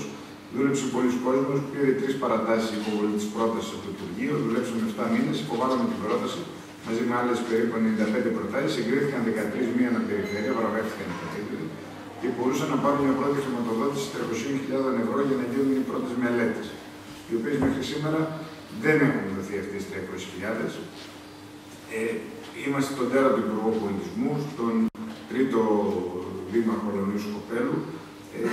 Εγώ δεν πιστεύω τόσο στην ισχυρή πολιτική βούληση, γιατί οι πολιτικοί προφανώς έρχονται και φεύγουν. Χρειάζεται ισχυρή, σταθερή πίεση και δουλειά και από την κοινωνία για να γίνουν αλλαγές. Το ευχάριστο είναι ότι ενώ το έργο για διαφόρους λόγους, αλλαγές κυβερνήσεων, ξαναενημέρωση πολιτικής ηγεσίας για να βρούμε την ισχυρή πολιτική βούληση, το οποίο δεν περπατούσε, ξέρω, το στήριζε ο Πατόλιας, έκανε εκλογές, βγήκε ο Βαραστός στην περιφέρεια της Αλίας. Τέλος πάντων, εμείς το υπολογώ, το έργο εδώ και μερικούς μήνες, με αφορμή και τα τελευταία γεγονότα, αποφασίστηκε να γίνει έργο σημαία στο ΕΣΠΑ. Αυτό άνοιξε ξανά τη χρηματοδότηση του έργου και μπορώ να σας πω ότι από τις 17 του μηνός, τώρα 17 του Μάη, ξεκίνησε μια πρώτη προμελέτη προπολογισμού 30.000 συμπεριλαμβανομένων του ΦΠΑ που συμμετέχουν αρκετοί φορείς, που τη συντονίζουμε εμείς σαν Ατλαντική Συμβουλευτική, η οποία προμελέτη θα είναι 2 μήνες και θα θέσει τις προδιαγραφές λίγο πολύ και όλο το πλαίσιο του έργου για να γίνουν οι μελέτες συνολικού προπολογισμού 300.000 με το ΦΠΑ, που θα μας πάρουν, θα φτάσουμε στις αρχές της επόμενης χρονιάς. Και έχει εγκριθεί επίσης ένας προπολογισμός 1,5 εκατομμύριο για να υλοποιηθούν, να ανοίξουν τα πρώτα υποβρύχια μουσεία στην Αλόνισο, Σκόπελο και Νότιο Παγασιτικό, εφόσον υπολογιστούν όλες τις περιοχές, με μια κρίσιμη μάζα γύρω στα 5 υποβρύχια μουσεία αναπεριοχή για να είναι εβδομαδιάτικος προορισμός για τους επισκέπτες, όπως είναι προφανώς, ειδικά από το εξωτερικό, γιατί εκεί είναι η κύρια αγορά, για να προστατευτούν οι αρχαιότητες, για να μπορέσουν να δοθούν χρήματα για την άλλη αρχαιολογία, γιατί όσοι ασχολούνται με την άλλη αρχαιολογία ξέρουν ότι τα χρήματα είναι απαραίτητα για να κάνουν αυτό που όλα πάνε, και να μπορέσουν να γίνει και το θεσμικό πλαίσιο. Δεν είναι μοναδική πρωτοβουλία. Στην Πύλο, εκεί στη Μεθόνη, υπάρχουν πρωτοβουλίες για το ίδιο πράγμα πιο παλιές από αυτό, πιο παλιά, και αυτή τη στιγμή και εκεί συζητιέται και προφανώς συνεργαζόμαστε για να γίνει το θεσμικό πλαίσιο. Το θεσμικό πλαίσιο θα είναι ότι με τον νόμο των καταδύσεων προβλέπονται, μάλλον ο φορέας θα είναι το Υπουργείο Πολιτισμού, εκεί ανήκουν, την προστασία πάντα του Υπουργείου Πολιτισμού Λιμενικού. Από εκεί και πέρα κάποιος φορέας που δεν θα είναι το Υπουργείο Πολιτισμού, τώρα θα είναι τοπική εταιρεία, γιατί ξεκινεί κάποια σύμβαση θα αναλάβει να κάνει μια τοπική λάντζα, το θαλάσσιο μέτωπο, δεν μπορεί να το κάνει το Υπουργείο Πολιτισμού. Υπάρχει μια συζήτηση για τη φύλαξη, γιατί ο νόμος προβλέπει συνοδεία διτών φυλάκων ή και αρχαιολόγων. Εδώ συζητάμε μήπως είναι έμιστη δημόσια λειτουργία στους Δήμους μια λύση και να πληρώνουν ουσιαστικά τα τοπικά καταδυτικά κέντρα. Θα υπάρχει ένα εισιτήριο για το Υπουργείο Πολιτισμού σε κάθε αρχαιολογικό χώρο και ένα εισιτήριο για τον τοπικό φορέα που θα είναι πολύ μικρό, ίσως να μπορεί να βγάλει τα έξοδά του.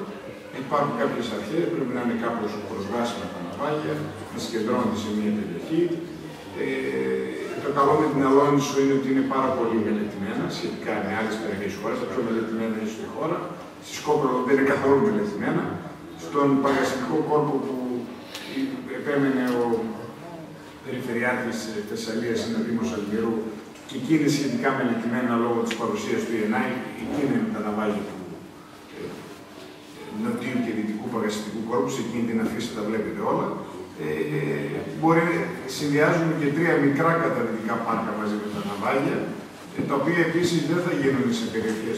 Θα δούμε, πάντως, επειδή υπάρχει, όπως ξέρετε, τα καταδυτικά πάρκα μεγάλη αντίδραση την ίδια στιγμή από τους αλληλείς, επαγγελματίες, ερασιτέχνες που δεν θέλουν την απαγόρευση της αλληλείας. Μία λύση είναι να είναι περιοχές άνευ ενδιαφέροντος καταδυτικού σε πρώτο χρόνο, δηλαδή, να το πούμε έτσι απλά άμμους, το πειθό, δεν έχει κανένα ενδιαφέρον. Αλλά να δημιουργηθούν οι τεχνητοί ύφαλοι, συνεργαζόμαστε με το ΕΛΚΕΘΕ, αύριο έχω πάλι συνάντηση μαζί τους. Μπορεί να είναι βυθίσεις πλοίων, μπορεί να είναι γλυπτά στο βυθό, που είναι μια νέα τάση όπως χρησιμοποιούν στο Μεξικό, για να αποκτήσουν ενδιαφέρον χωρίς να ενοχλούμε κανέναν και χωρίς να μπαίνουμε σε διαδικασίες που μπορεί να είναι χρονοβόρες. Εκεί βρισκόμαστε. Μετά από 5 χρόνια είμαι αισιόδοξος, γιατί επειδή έχει γίνει έργο σημαία πλέον έχει, να το πω έτσι, μια πρόσωπη προτεραιότητα το έργο. Όταν λέω πρόσωπη, ασχέτως των συγκεκριμένων πολιτικών που βρίσκονται, δηλαδή αυτή τη στιγμή και οι δημόσιες αρχές το προχωρούν το έργο, ανεξαρτήτως προσώπων ή πολιτικής ηγεσίας, και αυτό μας δίνει μια αισιοδοξία να μπορεί να γίνει, γιατί 5 χρόνια ότι είχε γίνει, έγινε με την πρωτοβουλία όλων των φορέων που συμμετέχουν στο έργο. Αυτό προφανώς έχει κάποιους περιορισμούς από ένα σημείο και μετά. Τώρα με τη χρηματοδότηση μπορούν να γίνουν οι μελέτες που θέλουν.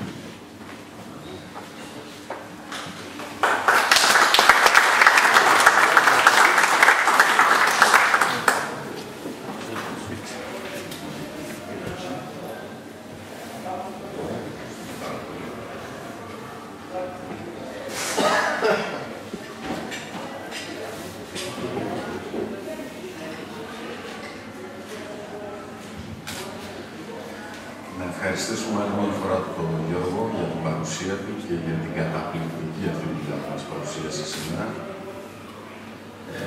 Να ευχηθούμε, αν μπορέσει και τον αφήσουν υποχρεώσεις του να είναι και άλλη φορά μαζί μας εδώ, να μας παρουσιάσει κάτι άλλο. Και στη συνέχεια να ευχαριστήσω όλους εσάς που είχατε την υπομονή να δείτε αυτή την εκπληκτική δουλειά και να ακούσετε κάποια πράγματα, νομίζω αρκετά ενδιαφέροντα και από τον Αγγλικό. Σας ευχαριστώ όλους. Σαν κλείσιμο θα ήθελα να δώσω κάτι συμβολικό στο έργο για αυτό το 2 ώρο που μας ταξίδεψε.